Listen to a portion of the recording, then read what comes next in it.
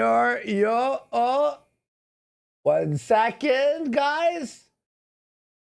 It's muted. Why did it change the? There we go. Why does it change? Fuck you, OBS. I had to reset my whole PC. Sorry. Buddy, it's a retard Let's get some subs. Let's get. The audio is under attack by Jeremy Hambley and his poop pants gimps. Bash, I fixed it in 10 seconds. It takes Jer 3 minutes to fix shit. Listen. It's rare on this show that there's a failure like that with quartering. It's actually every single day. Every time. I couldn't believe the disaster that it was when I was clipping it up yesterday. Like, this guy served himself up on like a silver fucking platter. He's just but it's like a full-blown LOLCOW at this point where it really has become Philip Burnell. Like, he actually has. For those of you who aren't familiar with Phil, you'll not really understand. But if you know the way that the Snortex works, this is exactly what's going on with Phil right now. So Phil, Jer, they're the same guy. You know what I mean? They're the same picture. So Jer is doing the Dent detractor narrative now, where it's us against them. So quartering now begs for money and begs for likes to own the trolls. Please, guys, please like the stream. Every thumbs up is a tear from the troll's eyes, guys. Every thumbs up is an angry troll. And I know it doesn't actually matter, guys. It clearly does matter. Otherwise, you wouldn't be begging for it. Every few minutes, it was desperate. And he still got ratioed. Brutally. And he only got like 90 more thumbs up than he would regularly get to humiliate himself in the gutter like this.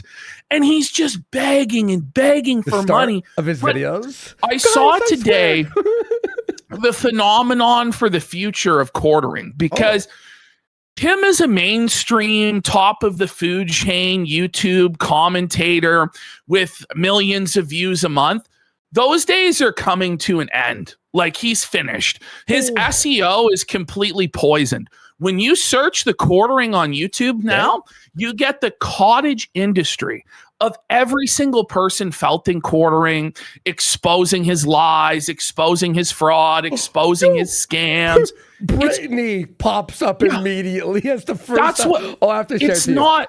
It's not any of his content. And you say, oh, well, that's Andy's account or his algorithm. Trust me, if you're not logged in, it's the exact same thing. And what killed people like Philip Burnell or Pirate Software, other people like this, Matt Jarbo, is this phenomenon that quartering is calling the YouTube gulag that Matt Jarbo called out today himself. And that's when all your videos are getting more thumbs down than thumbs up, more negative comments than positive comments, and your detractors, your trolls, your haters, whatever you want to call them, they're getting more views than you are, and their stuff is getting prioritized over your stuff.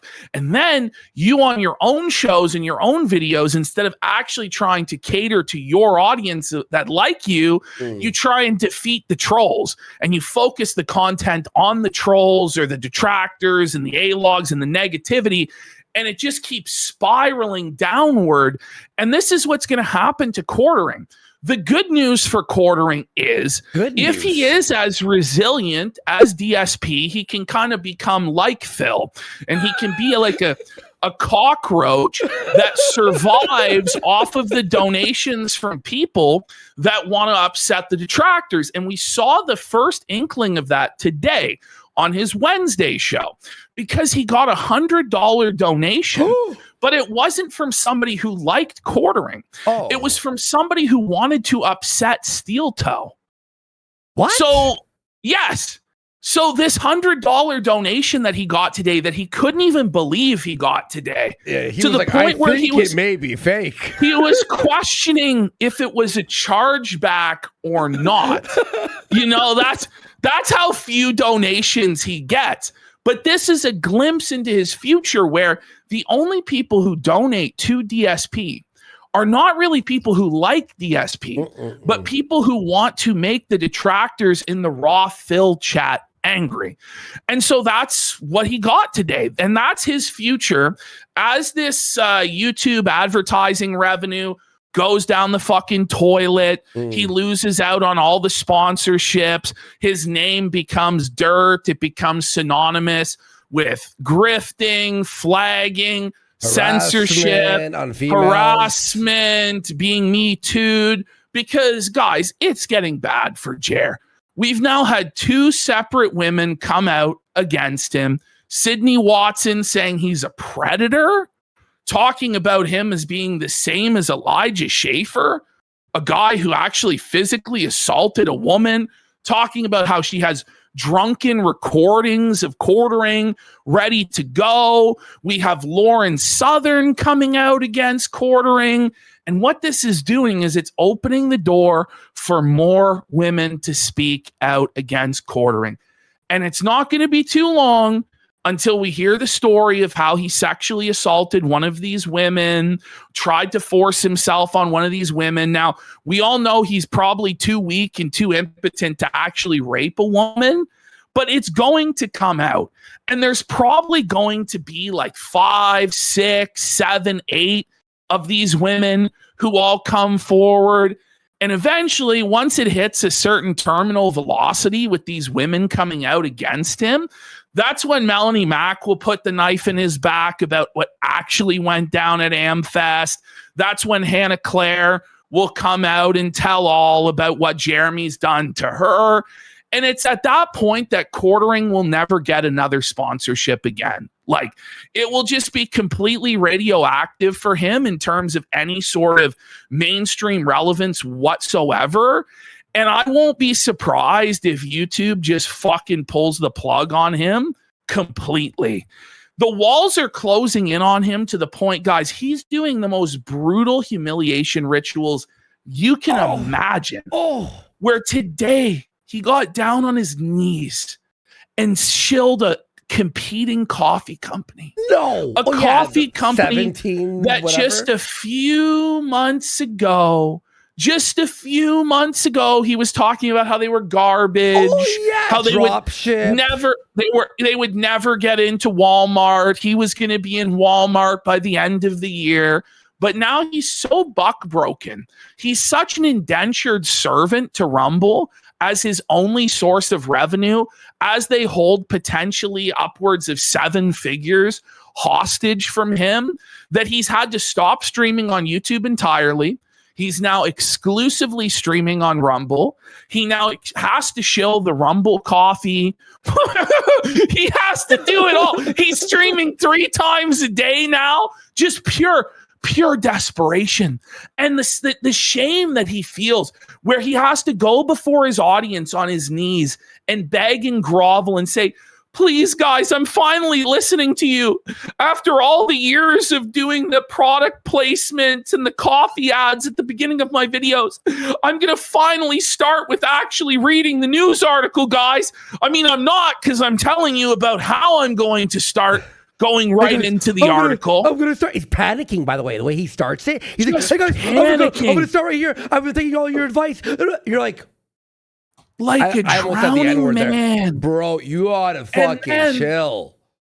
And then he starts begging for positive comments, saying he really needs a positive comment this week. It'd really help if you guys could validate him and pat him on the ass, because he admitted to being in a bad headspace. You know that? He actually...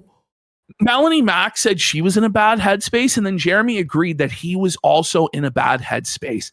These guys started groveling, talking about how they've repented, how they've seen the error of their ways, and that they were sinning. but God, like Quartering talks about how God humbled him and how he now sees that all of the harassment he did in the past, all of the brigading and doxing and smearing people is wrong now that it's happening to him, and he deserves it to happen to him. But please let there be mercy upon him, because he's learned the error of his ways, and he's ready to turn over a new leaf, and he's quit drinking again. He's quit going on social media. Apparently, he never checks his phone anymore. He's like going phoneless. He's not doing nicotine anymore. And it's like, we've heard it all before, Jeremy.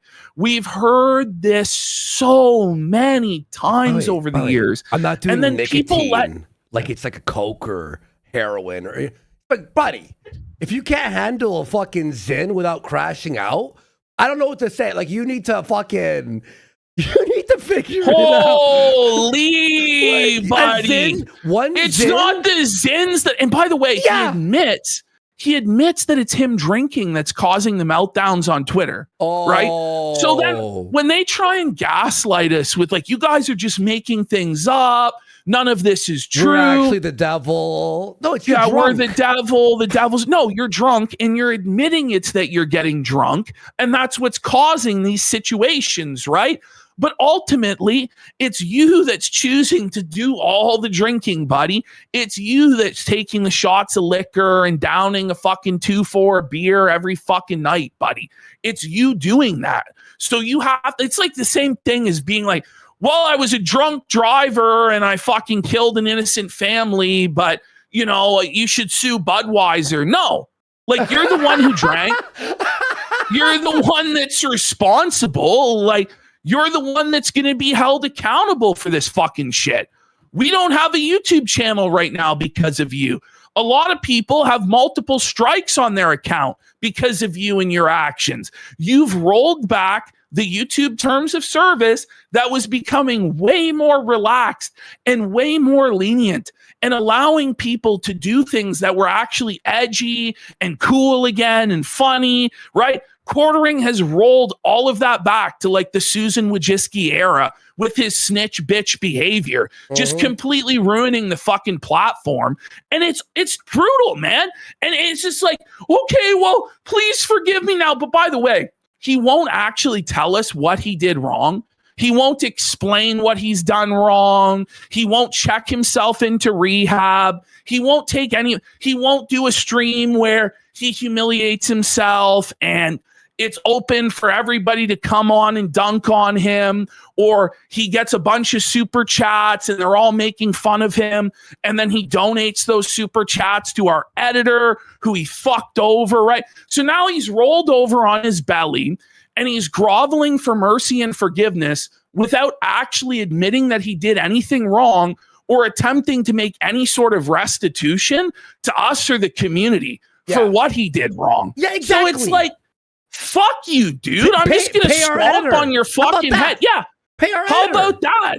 How about you make like an actual good faith offer as to how you're going to make this situation right, instead of being like, okay, well, you guys just have to forgive me. No, you have to humiliate yourself in the fucking dirt, roll around on your fucking belly for us, say that you're a soy-filled bitch that flagged down fucking videos, say that you're so sorry, go to fucking rehab, fix your fucking life. Like, that's seriously the reality of the situation, and it's not going to stop otherwise, man. No. Like, you have to satisfy the community's lust for justice to be done in this situation.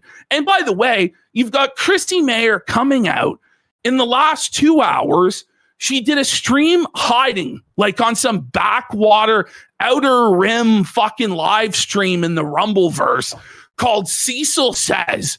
I don't know what the fuck that is, but I do know that he was Comicsgate. It used to be Comicsgate back in the day. Yeah. She's over there admitting that she lied to Brittany Venti, but she is saying that she lied for Venti's own good. Because Brittany Venti is the sort of friend that you have to lie to in order to preserve their feelings. And she says, you know, like, you have to lie to some of your friends. what? Okay, Chrissy, people don't lie to their evil. fucking friends. Like, she's actually fucking insane. Like, it's actually insane. And it's basically she did the right thing by lying. Okay. And it's like, okay. And then she said that she was going to go on the offensive and declare war on Brittany Venti, and that she was going to expose all of Brittany Venti's past controversies. And it's like, okay, so you're digging in your heels. You think you're righteous. You think everybody else is fucking wrong. It's time for a burial. Like, there's not going to be any mercy for you. Like, do you understand you're not going to win this, Chrissy? Like, in all seriousness, you're not going to win this situation, right? I think that she knows that she's fucked, and she's just decided that she's going to try and drag everybody else down with her, which is a real psychotic mentality from Chrissy. Yeah. I'm not going to lie. And it's all for Jeremy, and it's all for Melanie Mac. And it's like, who appointed these people to be the gods of YouTube? About our show. Okay. I don't know. You notice your thing is clipping a little bit, and your audio is a bit fucked. My upload speed is 1 gig. My download speed is 6 megabytes.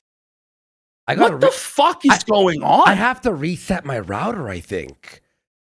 Like, you're not you're not cutting out, but my upload is 1 gig and my download is 5. Has that ever happened to any human being ever? Cornering DDoSing the stream, buddy. No, I'm but usually it's upload that's fucked. I know. Usually it's upload that you have issues crazy. With. I got 3.62 megabyte down and 980 up. Do we do a quick restart? I mean, how bad is it? Chat, like, is it okay? Is it okay? It's fine? Okay. So you're saying it's fine. If it gets way worse, if it gets bad where I'm like in 140p and just like totally fucking roboting, then all right, so we all know in case anything happens. We'll call it a day. Yeah. But we're gonna get into this. Like, it was crazy. He's now claiming he's gonna do a stream at 9 a.m. For the last 2 days, he's supposed to go live at 9 a.m. Eastern. He didn't manage it either time because he's drunk / hungover / fucked up on pills or whatever the fuck. So on the first day, he was supposed to go live at 9 a.m. He was 3.5 hours late to the live stream, folks. 3.5 hours late. An hour late, right? So it was 3.5. Wait, 3.5 hours? So 3.5 hours late to Tuesday's he started at 12:30. He started at 12:30. Went for an hour and your morning show in the afternoon side.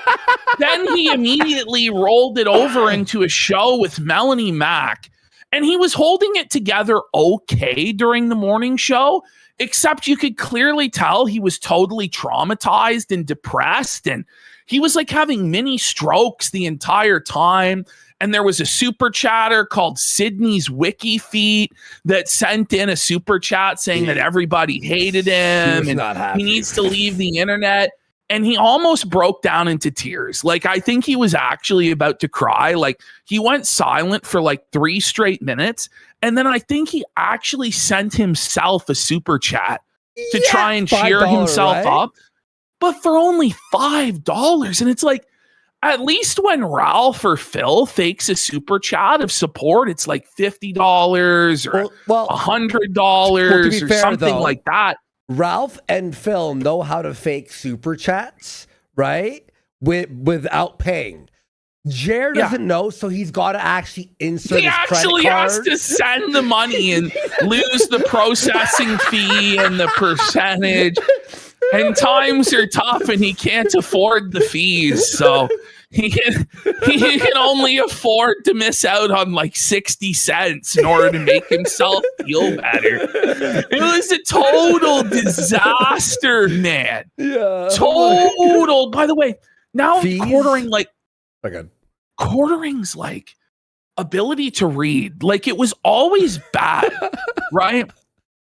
But during that morning show, it hit a new abysmal level, Andy. Like, how? He couldn't even read the words that were on the page. Like, instead of reading that the person was charged with aggravated assault, which was what was on the page, he said they were charged with aggravated attacking. And I wasn't even paying attention because the thing is, when you're doing this quartering shit, it's so mind-meltingly, mind-numbingly bad that you phase out, and then I zone out. Like, for a long time when I first started doing quartering, I had to take like massive amounts of THC edibles just to be able to get through it, because you basically have to melt your mind and make yourself retarded just to be able to like be on that level, on that wavelength, on that vibrational level with fucking Jer. You know what I mean? Like, it's fucking. And so I go aggravated attacking. That doesn't sound like a real charge, but like I go, well, it had this. I mean, he couldn't have just not read the article. I mean, it's right in front of his eyes. Like, did the publication write it like that? So I go back into my editing software, because half the time watching quartering, I'm on fucking Twitter, scrolling, doing other fucking shit. Yeah. Oh yeah. Because it's just fucking mindless chatter, And I go back and I go, no, like the article said aggravated assault.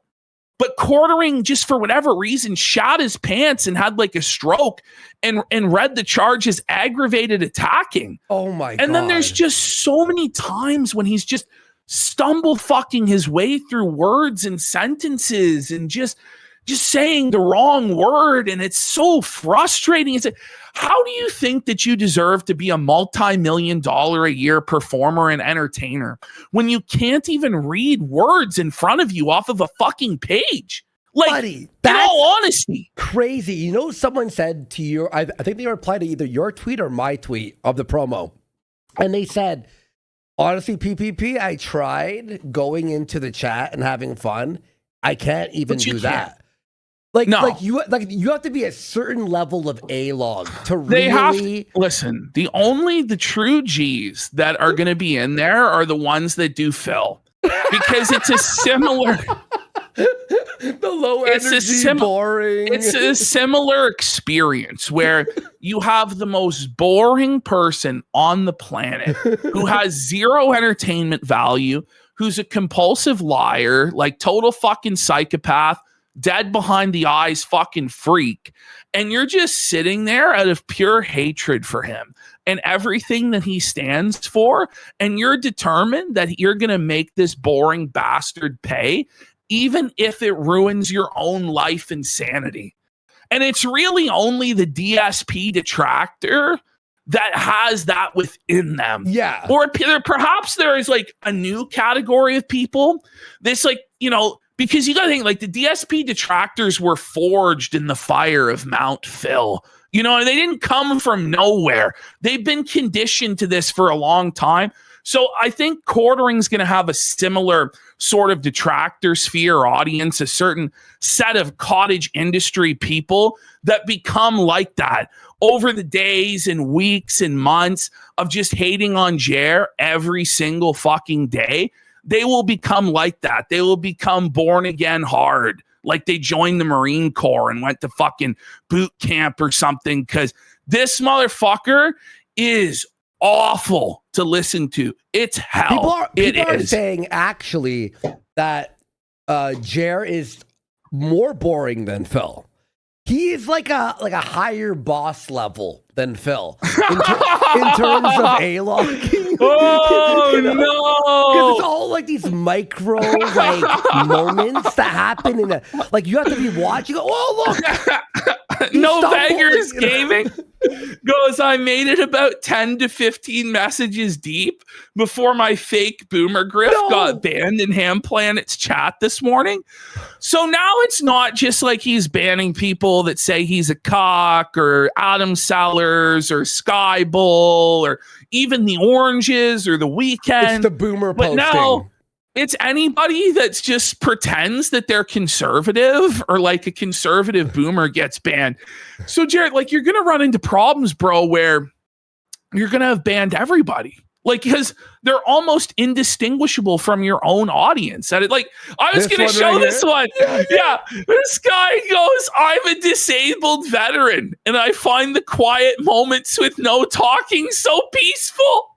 Is that a troll? Is that a legitimate quartering den? Who knows? Nobody knows. Reading that, like I fell off my chair. Oh man, the janitors are in hell, bro. Like the janitors are having to deal with ever more subtle and sophisticated troll attempts. And at a certain point, like he really should just allow people to have fun in there because. Who really gives a fuck? Like it's so weak to have to janitor every single message in your fucking chat. Yeah. Like you're 45 years old. You're allegedly a multi-millionaire, and you can't handle somebody asking, how was your weekend? Or posting an orange, or even just being like, I'm a disabled veteran. What is this? Like, you're supposed to be the meme veteran, badass. Like, remember when he said that he cut his teeth during the toughest time on the internet? Yeah. And he went during the blood sports days, and he's a badass. And he can't handle fucking anything. His skin is so fucking thin despite his portly nature. Like, I don't even know what to fucking say anymore. It's like, okay, look, obviously we A-log him hard, and everyone's A-logging him. But even the most subtle felt, the most mild version of felt, he cries out his fucking ass, bro. I know. I've actually never seen a man cry that much. Honestly, I mean, I know. Maybe Phil, maybe. Like, that's the only competition there is Phil. Well, Literally. He's going to get worse and worse. He's getting worse in real time.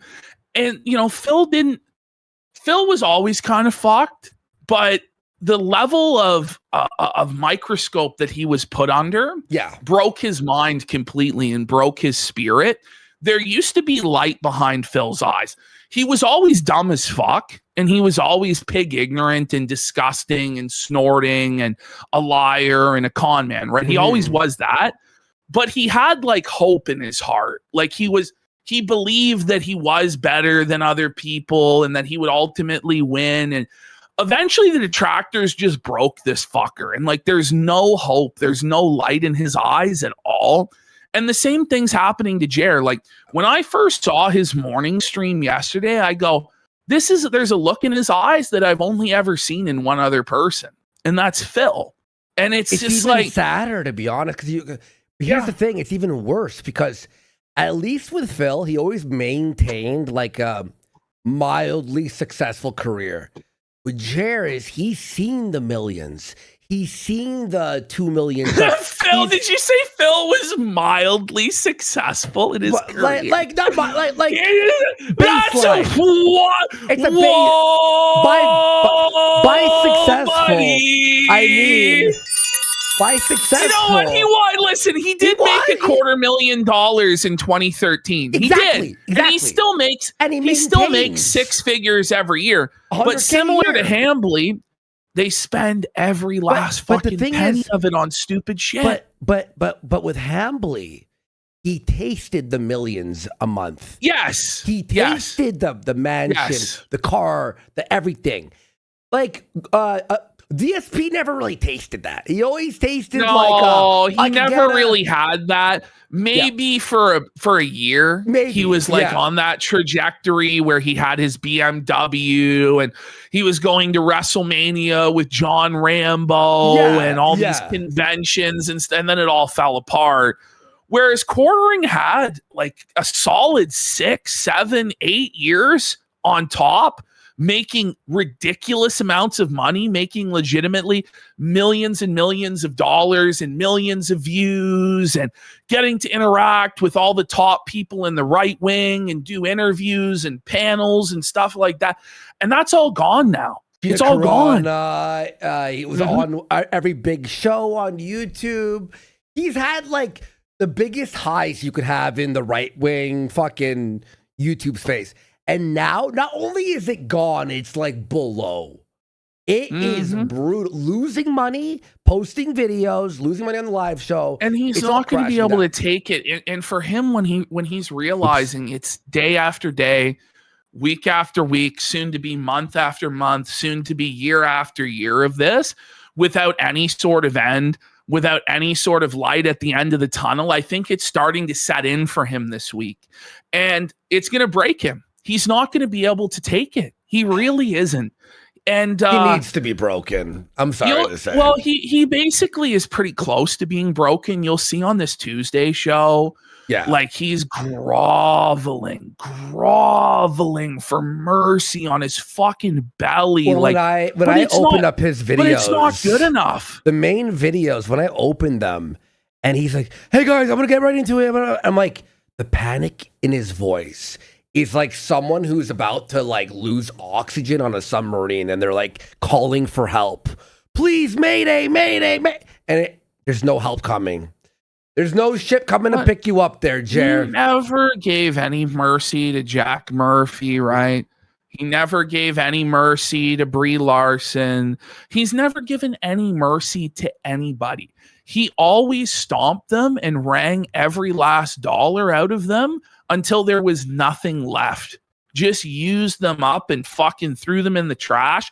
And now he expects, and by the way, this is what I found very disgusting about his message, was it was okay for him to make millions and millions and millions of dollars doing this to people. But then when he decides, oh, you know, I have my millions, he pulls up the ladder and says it's not okay for us to do it to him. That's what I find fucked about this. And it wasn't even like years later, by the way. It's the same thing with iDubbbz. No, he was doing this stuff just last year. Yeah, you know what I mean? Well, and you know what I mean? Like he went in on Lauren Southern and said that she faked her sexual assault of Andrew Tate and did this AI photograph of her impregnated by Andrew Tate. And she confronted him at AmFest. So we're starting to learn. Yeah. By the way, we're starting to learn. I told people AmFest 2025 and Quartering's involvement in it, I said this at the time, will be the gift that keeps on giving. It's similar to like Knoxville, when Andy and Coach and Ralph, and there's always, even to this day, new stories and new lore that come out about Knoxville or VidCon 2017 or Kilroy or whatever. It's going to become this mythical, legendary event that signaled the downfall of the Quartering's empire. Trust me. Other people are going to come forward and expose things that happened during that time. And the ultimate crown jewel of it will be when Melanie Mack snakes to save her own ass. Mm-hmm. And that will happen. People don't think that will happen, but it will happen. You think? The time. Listen, Melanie Mack doesn't quite realize yet how bad it is. How over it is, yeah. How over it is. I think it might be setting in a little bit. But if she sees that there's an escape hatch somehow to pivot to working for Stuttering Craig or working on Friday Night Tights or working on, Brittany Venti in chat. Mel deleted her recent video. Sorry, I just quartering about there. Everybody being snakes. I think so. By quartering sentence. She deleted the one about content being stolen and content thieves because she was embarrassed. And I hear Chrissy's melting down on Twitter. Oh, I see that in chat. King in chat, yeah. Chrissy had an opportunity to come on this show today and take her lumps and work through the situation. And, you know, she would have been humiliated, but she could have moved on from it. She declined that opportunity. She didn't want any part of it. She wants to go on Cecil Says show and blame Brittany Venti for why she had to lie instead of just taking accountability for the lie and say that it's for Brittany Venti's own good that she lied and it was an innocent lie. And it's just like, you're fucked in the head, Chrissy. This has to stop. Really, it does. And you know what that does too? It's like almost like putting Brittany as like almost like a toddler. Oh, you have to lie to her because, you know, it's like what, you're better that you could just lie to your fucking Friends, by the way, this is friends.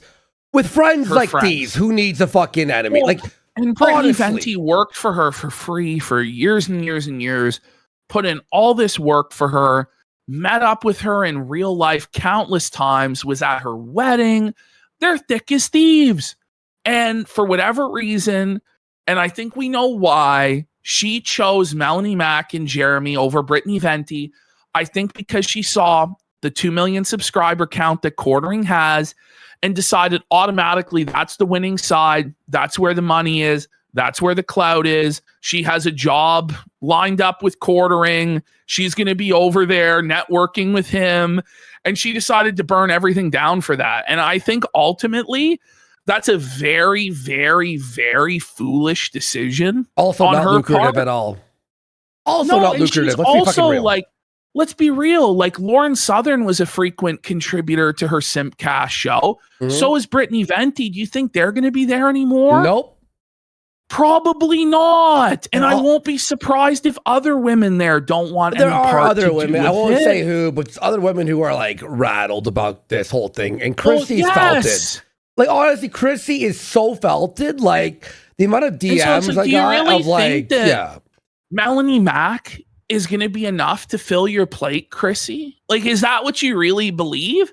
That Melanie Mack guest spots alone are going to pay your bills? Like, is that really what she thinks? That Melanie Mack is this big draw grand poobah of the internet? Holy fuck, I think I've completely crashed. That actually piqued my ears. Sorry, everyone, if anyone's ears were oh my there. God. Should we do a fucking restart on the... It's gay. We're going to lose viewers. I know. You got to promise, all of you all have to promise you'll be back. I'm rattled. But he never even said he was sorry. The restitution must be done. Like, he says that he like was forgiven by Jesus. Well, Jesus might forgive you, but I don't. Jesus doesn't forgive him. Well, no, because Jesus knows it's lies and it's insincere. I doubt Quartering actually even prayed to Jesus and came before him and asked him for forgiveness. But Quartering's now talking about how he's praying multiple times an hour to the Lord, and he's in deep contemplative, meditative prayer to Christ on the grand mysteries of the universe. And he's now enlightened by Jesus to walk this path of righteousness and shit. He's the modern day Jesus, by the way. This is what happens, by the way. Like, every single time somebody destroys their life, then it's like, I turn to Jesus, so you all have to forgive me. And it's like, how about you actually show by your deeds that you have changed instead of telling us all that you changed? And then 2 days later, we all have to pretend like the egregious bullshit you've been doing never even fucking happened.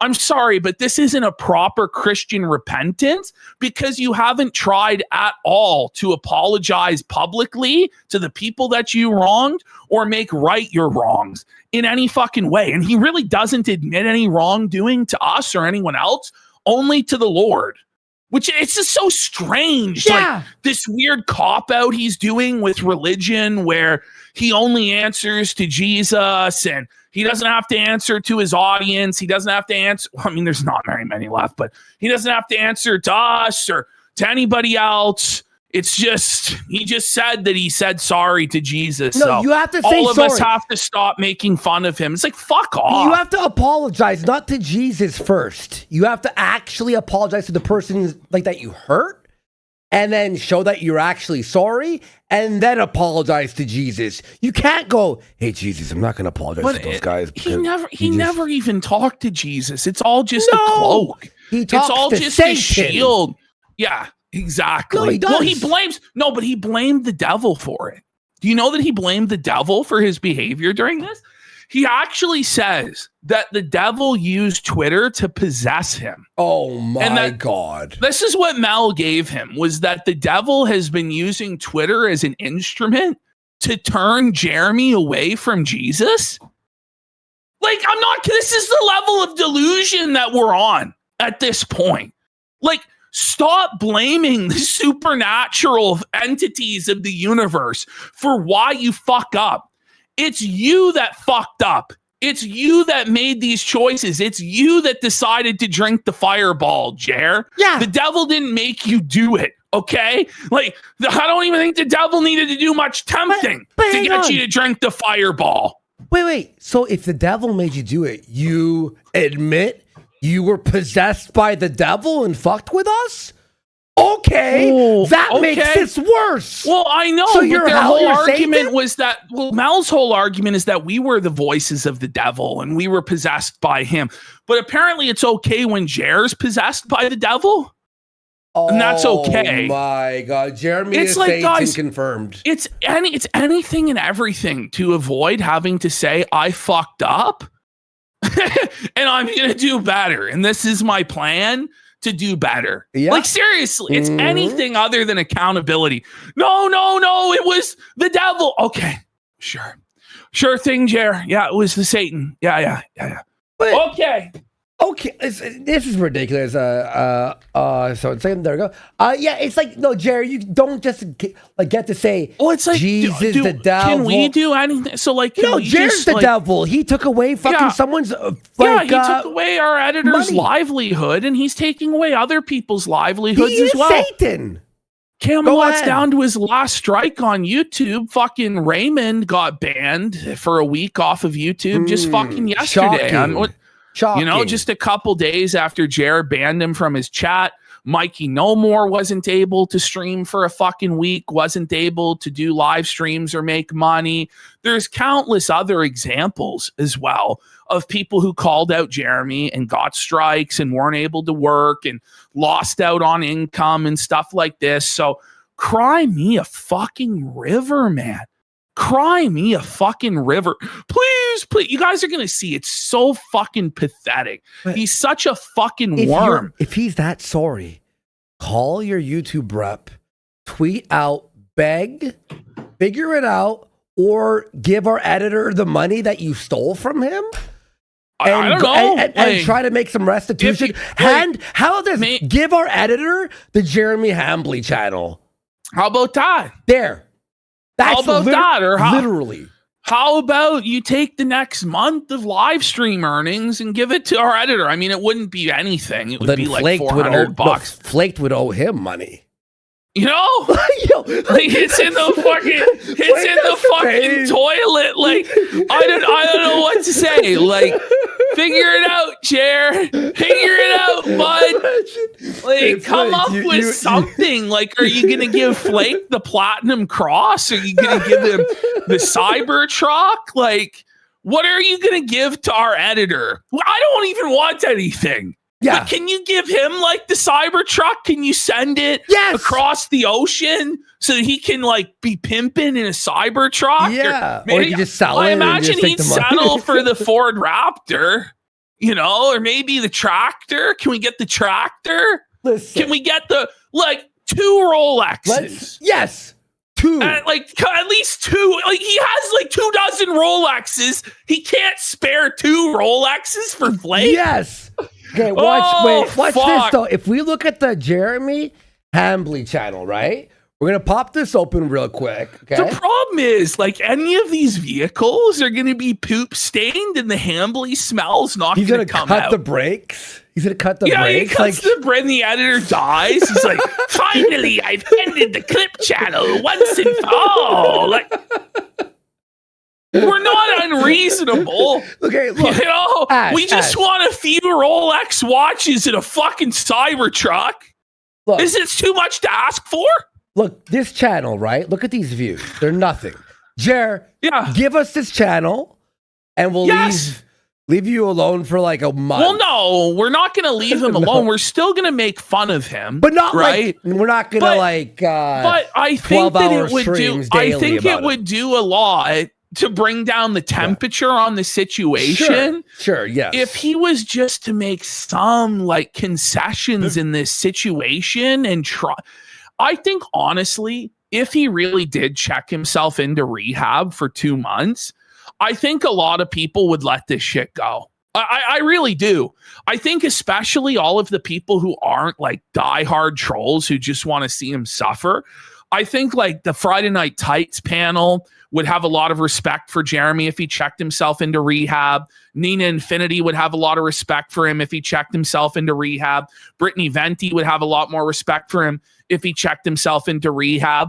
And honestly, like, if he doesn't check himself into rehab, he's probably going to die. We'll check him into rehab. I'm kidding. Like, it actually could save his life. Like, in all seriousness. He's going to die. Like, look, guys, his heart can't handle it. The drugs and pills. You're saying rehab doesn't work. I don't know. Like, it has to be some sort of one of these programs where, like, they kidnap him and put him in a fucking cabin and tie him to a chair and, like, force him to dry out, and either he makes it or doesn't. Like, that's the sort of program he needs to go through, where he's just in the middle of nowhere, completely secluded. He can't leave the facility. He has to dry out, break these fucking habits, and then, like, he might be able to make it.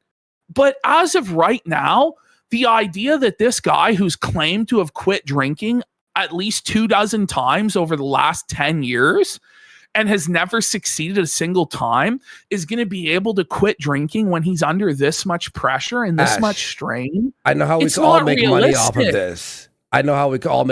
of this. We live in a house with Jer for a month, and where you are a drill instructor. Yeah, and I'm like the counselor, figure it out, Jer. Yeah, and we wake up with pots and pans. I'll film. And you're the drill instructor. Like, why can't he come up with some creative solutions to this situation? We call it the poo tank. Drunk tank? You like, fish tank? But it's he felt tank. Something like that. Let's just bring in Frank Castle to beat the fuck out of him. Yeah. Frank Castle screaming at him. Shit like that. We have like different tasks for him every day. You got to count out the grains of rice, Jer. You got to fucking listen. We like have Frank Castle take the meanest dump after he ate Taco Bell, and Jer's got to clean the fucking toilet, just like how Hannah Claire had to clean it up. Jer's got to fucking clean it up. Like, we have some great ideas. And then we open the channel. We open a channel for those videos. And then at the end of this whole thing, Flake takes that channel, and then boom, we're all settled. We put him on the treadmill until his heart explodes. Yes. That's make him read a book. Imagine that. Like, you got to finish Catcher in the Rye. I want to play a game, Jer. Catcher in the Rye. This is Jer. You have 2 days to finish reading The Adventures of Tom Sawyer. If you don't complete this fucking book in 2 days and provide an oral report on it, it's over for you, Jer. You failed and you get nothing. Like, buddy, can you imagine the panic when he has to read a children's book? He's like inside of 48 hours. Like, he has to read it out loud too, right? So the chat sees him, right? Can you imagine he has to read this shit out loud? He just gets stuck on where he doesn't know the words. I want to see Jeremy Hambly live stream start to finish reading a Harry Potter book, because I don't think he can do it. I don't think he could actually read cover to cover Harry Potter and the Plot by Luther Morgan. Luther Morgan. I think we get him to do live stream readings of various books to atone. That's probably the worst possible punishment we could ever imagine for this guy. You're gonna earn that college degree, Hambly. You're gonna earn it, boy. Great ideas. Now look, Ash. If he gives the channel to us, Jeremy Hambly, right? Look at this. Are we going to lose much? Watch this video. View is getting massive backlash after a bizarre segment they did yesterday in which they said anybody who's having kids under Trump apparently is producing toddler white nationalists or something like that. Or something like that. Wait, do you know? Let's just get into it. Everybody. Let's get into it. Let's go into our quartering folder. Okay, by the way, guys, sub to the locals. Tomorrow, I'm going to watch Raw, all the quartering videos. We have a lot of fun there on the locals, probably around 8 p.m. tomorrow. Go sub now. We're trying to hit our milestone there. All right, let's get into it. All right. It's that same folder. Gonna go 0.012 cents for five subs. Let's go. First, we didn't cover this on our last show, but apparently Candace Owens is now aware of Jeremy Hambley's hijinks. You know what? It's a very surreal moment when Candace Owens is made aware of the flagging of Jeremy Hambley. And so, okay, may someone clip this and send this to Candace? Hey, Candace, I know we had our beef 8 years ago. You know, I was on coke, losing my mind. You're righteous for this. We need you to tell.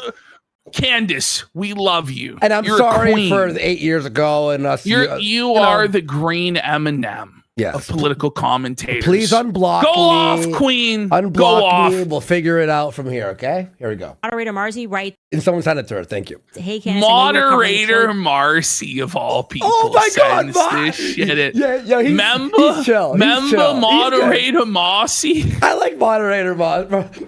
He or she's cool. Yeah. Moderator Marcy writes, hey, Candace, I know you were covering Nick Shirley today, but I wanted to let you know that the quartering has messed with you on X and is now facing a potential lawsuit involving false flagging and deplatforming other YouTube channels, as well as for doxing and harassment. That's very interesting. Yeah. Look at her.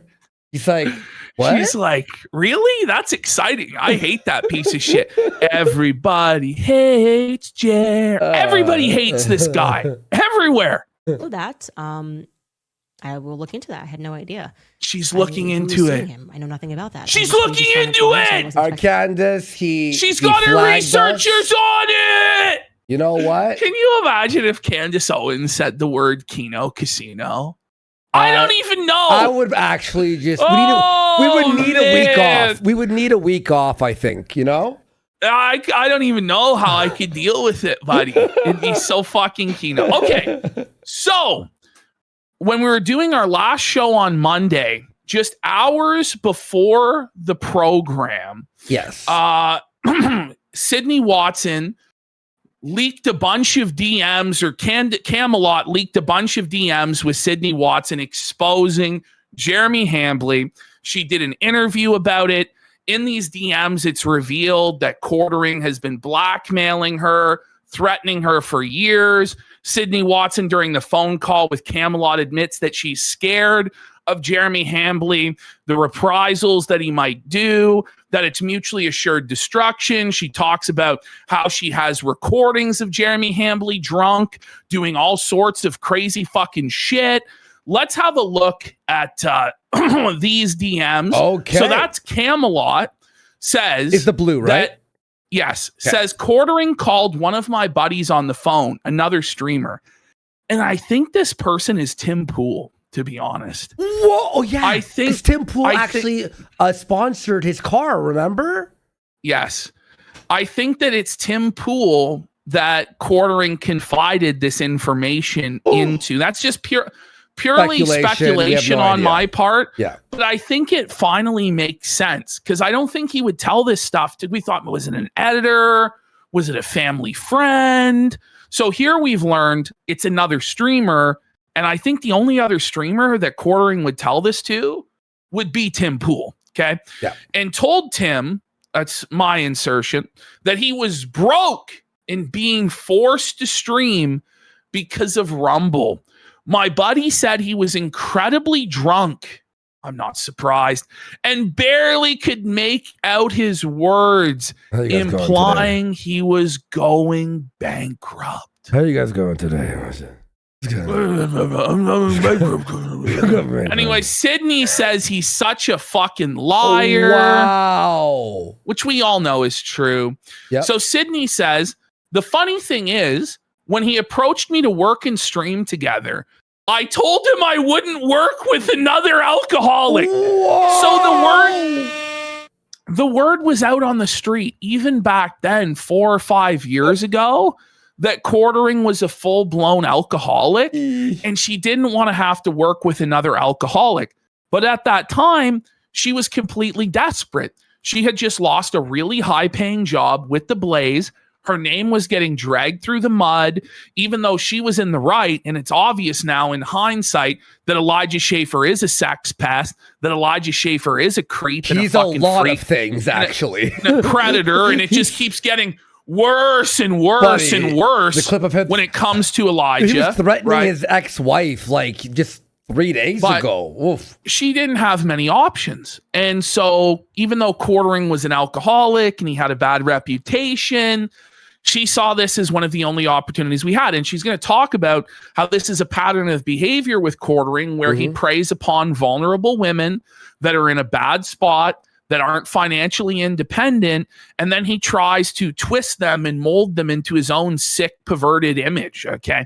So she says, I told him I wouldn't work with another alcoholic, and if he wanted to team up, he had to be sober. He agreed, and it quickly fell apart. No doubt it quickly fell apart. This guy said he quit drinking, and 2 days later, we caught him in his hand on live stream, a bottle of Fireball, okay? Can you not at least wait till your show's done to crack the beer open? Can you just put it down for a minute? Like, calm down. And I think that's part of the reason why he's moving his show to 9 a.m. is so that after the show, he can just be blackout drunk all day long. That's actually a great theory. I think it's actually true. So here we go. Oh my God, I saw that. Well, maybe he shouldn't be a fucking predator. Sydney Watson describes Quartering blatantly as a predator, somebody that preys on women. She says, if I say anything, his entire house of cards comes down. Ooh. So why won't she reveal everything? Well, she's afraid. A predator. That's the thing. She's afraid. Quartering is blackmailing her, threatening her. It's my personal belief that Quartering, as these DMs were being leaked, contacted Sydney Watson and said that he would ruin her life or her family's lives, or he would sue her in order to get her to withdraw certain statements here that were particularly damaging to him. Now, Sydney Watson has DM'd Andy and said that that's not the case. But the thing is, if you are being blackmailed and threatened, you aren't going to admit you're being blackmailed and threatened, are you? Also, it's the implication. It is the implication, because Quartering has already stated in the past about lawsuits and lawfare regarding, slander or whatever, even though this is all true stuff, by the way. Now, she says, I know some shit about his personal life that makes everything make sense. I will repeat. She knows some shit about Quartering's personal life that makes everything make sense. I'm gonna. We can only speculate. She never told me any of this, but what's the implication of that? That's the implication, right? That him and his wife are separated or have an open marriage of some kind. I would she didn't tell me this, but that's the biggest thing. And plus, everything makes sense. All the clues would make sense to that statement. And then she says, because I'm not sure how I feel about publicly exposing that, I've said nothing. Now, this is just my opinion, but if somebody is a predator and is preying on women, and you have information that will lead to their downfall and them no longer being able to prey on women, as a proud feminist, you should come out and fully expose that person and end their ability to prey on women. And I don't think that's a crazy stance. Now, people say to me, well, PPP, because I was pissed off when she didn't fully expose him. Well, you're not the one being threatened. It's not your family's lives that are at risk, that they might be ruined or whatever. You don't know exactly what he's threatening.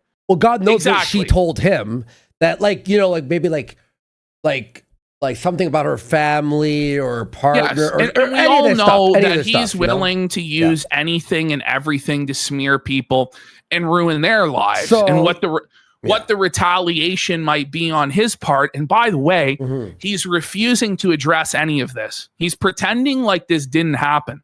If he's really innocent in all of this, and he's not a predator and he didn't do anything wrong, anything untowards towards Sydney Watson, Quartering should come out and burn this whole thing to the fucking ground and expose her accusations as fraudulent and force the issue and clear his name. Because as of right now, we have a woman that worked with Quartering for a long period of time, that's highly credible, that's got 1 million subscribers on YouTube, a sizable audience, that in private communications is describing him as a predator and saying that she knows shit about his personal life that can bring his entire house of cards down. Jeremy Hambly, though, sleeps, is silent, won't clear his name, and you have to wonder why. I think it's because he's 100% guilty, and in this situation, if he presses the issue, he'll be completely felted and lose everything. Well, she might be like, okay, well, if you're going to lie about this, then here's the DMs or whatever the fuck, right? And again, I believe when she says mutually assured destruction, I believe he just knows about personal stuff that she doesn't want revealed. That's basically what it is. Well, right? I think he knows like her address. I think he knows or someone's name of a family. Yeah. You know, names of family members and stuff like that. And he will leak it and attack those people. Well, and also he's been using alts on Twitter and on all these websites, right? To try to get into places and say things. He probably knows the identity of who she's in a relationship with. Yeah, exactly. And then he might go on wants to protect and that. then post it there. You know what I mean? Exactly. Yeah. Exactly. So, by the way, DSP Historical Society shirt for 15 subs. 20 subs, Huge actually. Sorry, 20. Support. And 2 cents for 5 subs. Thanks, guys. We really fucking appreciate it. And not Jeremy Hambly for 6 subs. Let's fucking go. I don't know if we thanked Platty Stein also for a sub and Phantom Felted for a sub. Thank you. All right, let's continue. Here we go. So she says, actually, one thing I do want on the record is that despite the lies Jeremy told, I was the only person who never got paid a single cent when the Publica was happening. Wait. So Jer apparently had her do all this work for free and never paid her 1 nickel or 1 dime for all of the hundreds of hours of work that she put in. She says Jeremy might have fronted the whole thing financially, but also every dollar went to him. And he's tried to say that Sydney Watson stole $250,000 from him. That's his contention, which he's not litigating right now. And you got to wonder why. Why is he not fighting back against these claims? Why is he just allowing this to stand if it's not true?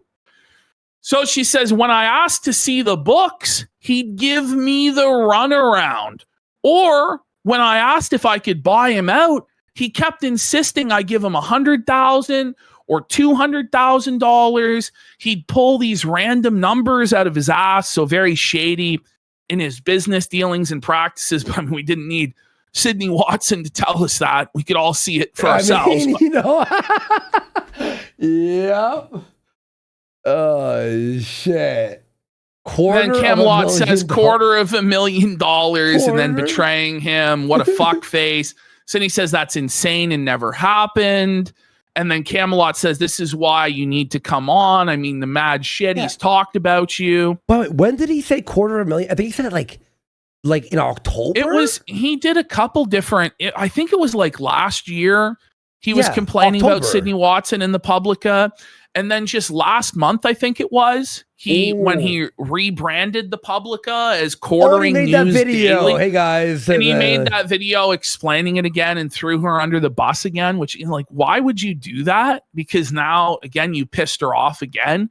Yeah. And she's coming out to expose you. Well, he thinks he's a king and he could just do whatever he wants. A mafia boss. He's a mafia boss and he can, all this. So she said, what caused me to start to distance myself and dislike him immensely actually had to do with my tea company. When I was gearing up to launch, he said he'd do my fulfillment from his third-party logistics. Now, you just got to ask why he volunteers that, like all this assistance. Milady, allow me to save you on my white horse and come in, milady. Well, it was because he was planning to scam her and grift her. Big scam. It was a big scam. By the way, we got DSP Historical Society shirt for 20 subs. Let's go. Big support, So man. they had a lot of phone conversations about cost, etc. He said he wasn't trying to make money off of me, and I said, great. Like, obviously, he was trying to make money off of you. And with a lot of this stuff, like, I don't know if you're just naive or you just... Maybe she actually believed. I mean, like, again, I'm into manipulation. He's done this to people in the past. He does seem like a genuine guy when you do talk to him privately. But it's all snakery. It's all mask. He has a mask on. And he's trying to... Or maybe he did want to help her. But then he's like, I'm going to squeeze a little penny off this bitch. You know what I mean? Like, let's continue. So we'll see how this story went. Let's go. Oh, sorry. There we go. So I said, great. Maybe we can help you get better shipping rates for your coffee with the increased quantity of shipments, including my tea. I don't expect people to make $0. I understand it's a business, but I thought it was so cool. Okay, so cool. That he did that. Anyway, it didn't turn out like that at all. Without boring you with the details, the 3PLs charge anywhere from 50 cents to maybe $1.75 per item to pack and ship. Usually it'll be like $1 for the first item and then 30 to 70 cents for every item after. So say someone was packing a 4-pack of my tea, they'd charge $1, then say 50 cents times 3, $2.50 for the whole package. So the third-party logistics charge you for everything, building boxes, and then adding the items to the boxes and then shipping them. The fucking details already bored me. Let's continue. I know. So we talked a bunch before we decided to go with Jeremy's, and it was really because he was my friend. And we had a handshake agreement that he wouldn't fuck me over. Well, serves you right. You trusted a Jer. You trusted a Jer, lady. What were you thinking? So they agreed on $2.50 per box. That's all the items in the box. It would cost $2.50, right? Wait, is that double? Per completed box, he ended up charging me $2.50 per item. Wait. So for a 4-pack of tea, that was just $10 just to pack, plus $8 to ship. So she's in it for $18 instead of $2.50. So she's making almost, like a quarter off her fucking tea. Yeah. Well, almost 10 times what he said it would cost to ship it is what he actually delivered on. And it's going to bleed her completely dry financially. Well, she's still doing the tea company, by the way. So she figured out another way, obviously a non-scam way to do this, obviously. Even in the most expensive places, she says $2.50 per item is fucking insane. His dudes get paid $15 an hour. That's all Jer is paying these people is $15 an hour. What a bum, buddy. So 1.5 of my boxes would pay for one of his guys for an hour. Everything else is eventually just profit. So my first bill from him was fucking lunacy, and it was her entire profit margin. So Jer stole all of the profits for himself and left her with fucking nothing. No margins at all. Yo, is anybody surprised? Yo, this is like a lawsuit worthy. Yeah, so Jer ripped her off and then claimed that she was the one who stole from him. No contract, though. It sucks. God damn. When I asked him about it, he said, you should have structured your business better. Whoa, buddy. What he meant by that, actually, he's not wrong. What he meant by that is, my God, you should have not worked with me. You should have worked with someone who knew what the fuck they were doing. You should have actually used your fucking brain and not trusted a Jer. Yeah. He's the new J word. Instead of saying Jew, now Jer. She says, trying to explain the tea thing is hard because people need to understand how fulfillment works, and they probably glaze over listening. Yeah, it was the case with Andy. He's like, I don't give a fuck, you know? But the fact is, he was prepared to fuck her over so hard over a few bucks and then told her to structure her business better when the whole structure of it was being provided by Jer. Oh, that's crazy. That's crazy. You should have figured it out better. Like, you said you'd help me. What the fuck? And that was the vibe. Thanks for the money. And she says it broke her spirit. And she says, you know, extra why I hate him. Well, YouTubers already get a bad name when they launch a product because it really usually is totally hands off and fully controlled by a third party. His included. So there she is saying that Jeremy's coffee is drop shipped. it is. Well, That it's all handled by a third party company. how Now, much evidence do we need?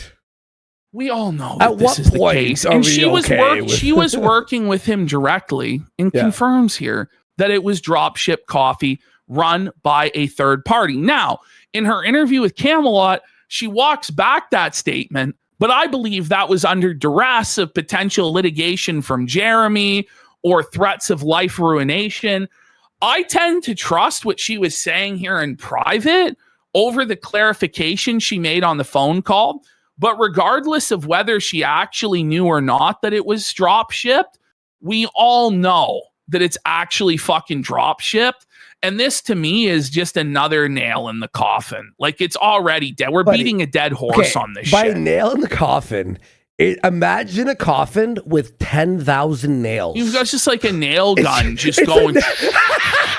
Pum, pum, pum, pum, pum, pum. You know what I mean? Like, It's a coffin it's made of it's nails. just every week, like the coffin itself is made of fucking nails. Like, it's an Iron Maiden, for fuck's sake.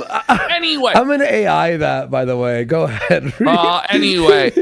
So his included. She says, mine is fucking not. I literally do everything, and people associate this with the Jeremys of the world.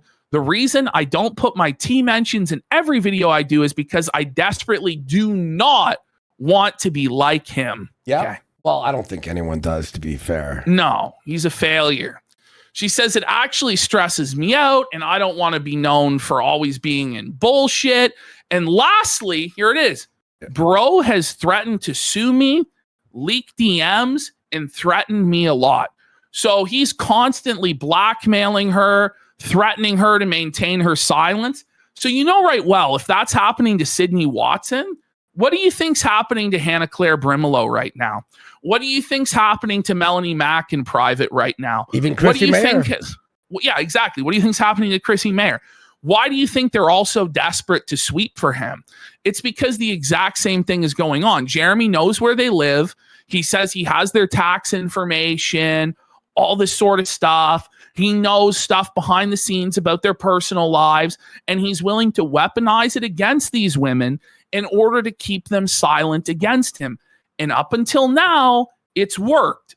And in this situation with Sydney Watson, it's half worked because we've gained a lot of information from this situation, but Sydney Watson isn't willing to go all the way and go scorched earth because she knows there's going to be significant retaliation from Jeremy Hambley. Yeah. So now we have somebody described by Sydney Watson as a predator that's still being allowed to prey on women because the women he's preying on are so scared to confront him. And this is a disgusting situation that's just happening in broad daylight. It's fucked. This is crazy. Oh, DSP I said- Society, sure. For 50. 50 5-0. Let's go. Big support here. Wow. And he is now beating Busted Fuse on the weekly there. That's and crazy. we got DSP Lou Thank you. Cypher. Much like Mr. Bonnell, Thank you, she guys. didn't read the fine print. Perhaps she'll get a happy ending as Phil did with the sodomy and all. By the way, I have And to we have say, a bunch of followers here. And DSP Historic Society sure for 20 subs as well. I'm not Ziggy sure if we this shut it down. week. Yeah, DSP Historical Society, Busted Fuse, Jelly King, all Tolerator. I could thank you all for days and days. Thank you, everyone. Thank you. All right, let's keep going. Go. Oh, wait, did we read that one? So, yeah, Apologize so for she venting, for venting Yeah. she's for venting Okay. at him. Yep. And then Camelot asks, I do wonder, did he ever imply or do anything creepy? Like in those drunk calls or anything? Thinking back to the Ren Fair stuff and how he acts. And Sydney says, yes. Is that He was a creep. That was my dressed up theatrical version. I do declare. I do declare. Old 70 Sam. Yeehaw! She says, yeah, not sure I want this stuff shared. Haha. Well, it's being shared. But when we first met in 2021, he was in Dallas for some event and we all went to a bar. I met a dude that night who I went on to date, and that guy and I talked the whole time. I drove Jeremy back to his hotel, probably because Jeremy was blackout drunk, right? Okay. With 2 other people in the car. And the whole time he was going on and on about how he wanted to fight the guy I was talking to and basically saying he'd fight him for me. Creepy simp alert. Creepy beta simp alert. Oh, I'll fucking fight him for you, Sydney. I'm your friend. You know I love you. Fine. You know I won't let him have you. I'll take him. My girl. Oh, Buddy, beat his ass. To be a fly on the wall. Oh my God. Oh my God. She says, I'm a massive prude. I freely admit this. She doesn't like sex talk. She's super weirded out by it all. I don't want to know, don't want to share about it. So him being sexual was always really alarming to me. Alarming. Yeah. Especially after all my Elijah stuff. But yeah, I perceived what he was doing, at least in the early days, as hitting on me because it's obvious that's what it is. And she made it super clear that she was not interested. Okay. And, she says here, he's awful. You don't see it at first because of his nice guy. He's a nice guy, huh? Cringing, bro. Ooh, married guy, by the way, everyone. Married guy. Yeah. But eventually the mask slips and you realize he's a money-obsessed, insane person who is so unhinged and untethered from reality. And Sydney Watson acts as though, and a lot of people, including myself, have made this mistake of saying he's entirely motivated by money. But I think he's actually motivated more by cooming and like getting female attention and validation. Also clout. And creeping out women in clout. He wants the money and the clout so that he can blow it all on simping for women and cooming. Yes. Like that's what this actually is. Yeah. And the clout thing makes sense because he brags about his YouTube views when he knows he's using shorts and purchasing ads. But he thinks he's a big deal because of the clout, but it's all fake, obviously. Here we go. Next slide. Yep, there we go. She says, I want to be the sort of internet person who doesn't do fuckery. And just having been involved with him shortly, I am now forever connected to fuckery. And I hate it. Oof.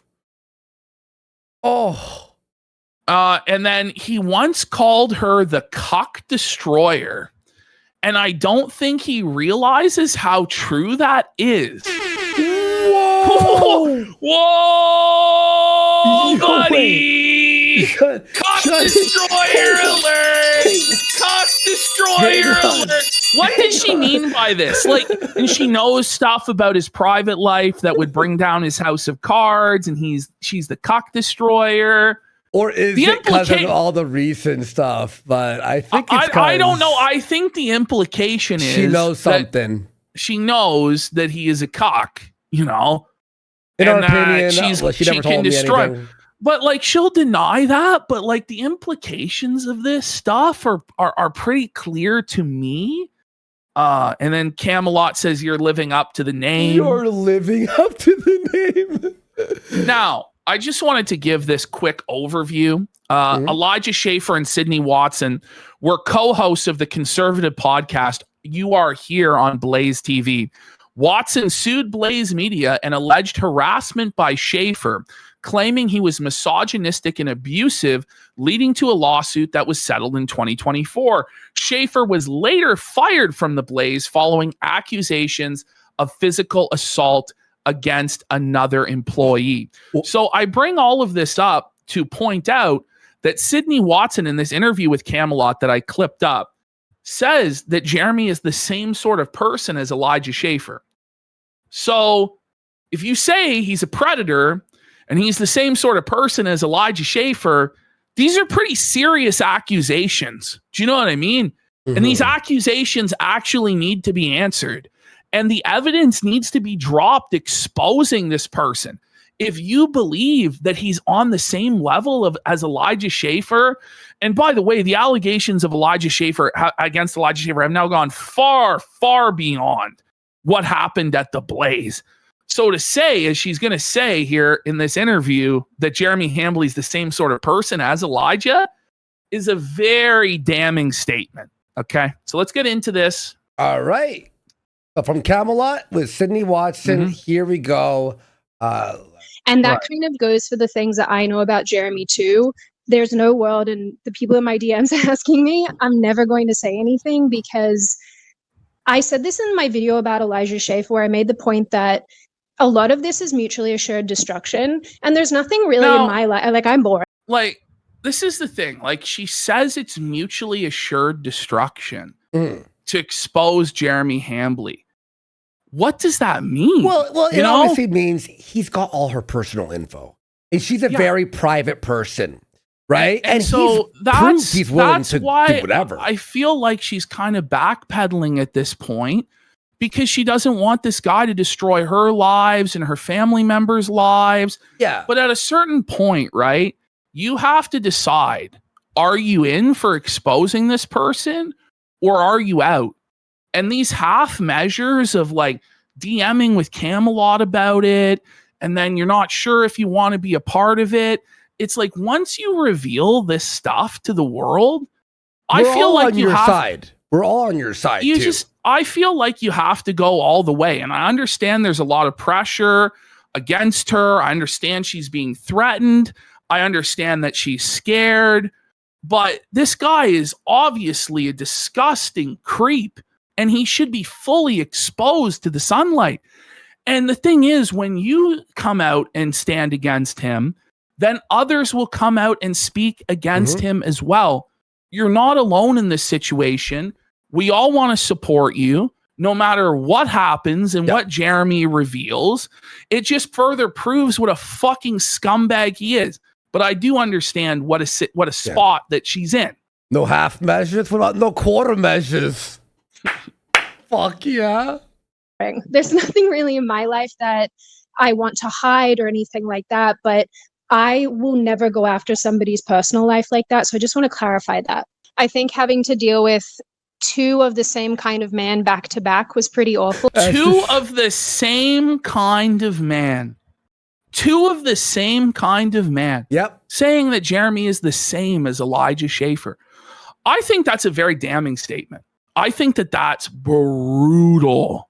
This is not a me too, by the way. This is a me poo. Fucking God damn, I'm on fire. Well, and granted, I put myself in that situation. I just want to be left alone. Thing is, yes, I did record conversations. It's obviously so taboo in our industry. She's recorded. So this is the thing, right? You recorded these conversations. You say it's taboo to do that in this industry, right? But you've just revealed to everybody in the industry that you record conversations. So you may as well release the conversations. Well, like, I don't know what to say. Like, don't tell people that you've recorded conversations if you don't want to be known as recording conversations, and then be like, I'm not going to release the conversation. Like, what's on these tapes? Like, what is going on exactly? Well, the idea was he would say stuff to her, and then the next day say he didn't say that. So she was recording it in case he tried to like legally fuck her and go, no, we had this conversation, I guess. But I don't know. Let's continue. That, again, these are not things I'm going to be putting on the internet. I'm going to be real, by the way. Everyone, when you talk to Jer, everyone hit record. I don't even care if you're in a state where you're not allowed to do it. Still do it. Me to listen back to because he made me feel crazy. It was just a thing where I was like, oh, this guy's saying one thing, you know, on an 11 o'clock call at night when he's drunk off of his head. And then I'd be like, wait a minute, you said all this stuff last night. And then the next day he'd phone and be like, I never said that. And so I just felt like I was losing my mind. And everybody feels the same way, by the way. Because it's not even like private one-on-one phone conversations now where he does this. He publicly tweets all of this crazy shit, drunk out of his mind, then deletes all of the shit, and then tells all of us the next day that it never fucking happened. And we're actually the devil, and we're crazy, we're making it up, and we're lying. And it's like you have to have everything screenshotted and recorded when you're working with him. You have to. Yes. And, and I just find it like she said from... Yeah, go ahead. She felt crazy. She felt crazy. This is a victim statement from women who are beat. I felt like I was in the wrong because they're gaslit, right? Yes, well, that's what the thing is. Quartering gaslit her and made her feel fucking crazy about the whole situation, which is what he does to everybody. That's one of his most common tactics. I was at my lowest when he and I started working together. You saw that Rin. And that's the thing too, is he picks up these women who are basically out of the women's shelter. Don't worry, I'll give you a job. I think I clipped Sydney talking about this, but it's, Hannah Claire Brimlow was fired from Tim Pool. He scoops in to get her when she's at her lowest point and she doesn't have other options. Melanie Mack, burned all of her bridges and nobody really wanted her. He brought Melanie Mack in. Same thing with Sydney Watson coming off the Blaze. It's a pattern of behavior, and we're going to see it with Lauren Southern. When Lauren Southern didn't have any options, Jeremy tried to scoop her up for a paltry $200 a week. Wait, what? Who? Yeah. Quartering offered Lauren Southern a job working for him, as the Hannah Claire, poop slave. But only offered her a week. $200 a week. You make more than that at fucking Walmart. What the fuck? You know what I mean? What the fuck? Crazy. Because Lauren Southern's out, out of the industry and sort of got felted and shit. So he's like, I'll just pay her $200 a week. Yeah. And then I'll try to fuck her. You're a creep, man. Jer, what the fuck? Fair clip. What was your impression of it? I just thought, why would you behave like that in public? Yeah. He's like that dude. He's like that dude from Split. Remember that movie Split? Yeah. That's who he is. Was the one where we go into a bar, a big group of us. I was chatting to a bloke that I ended up dating. Right. He and I just met that night. And on the way home, Jeremy was telling me that he's going to beat this guy up and he's going to fight him. And I was like, what's giving you this indication that you're going to fight another man to, I guess, for me, not for me as on behalf of me, but for me as in to conquer, to take the woman back to cave. That was the vibe.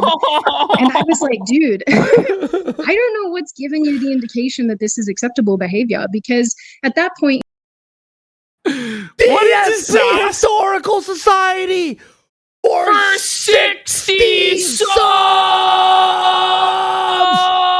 Let's go. Big support. Thank you so fuck, bro. You rule. He'd been cool.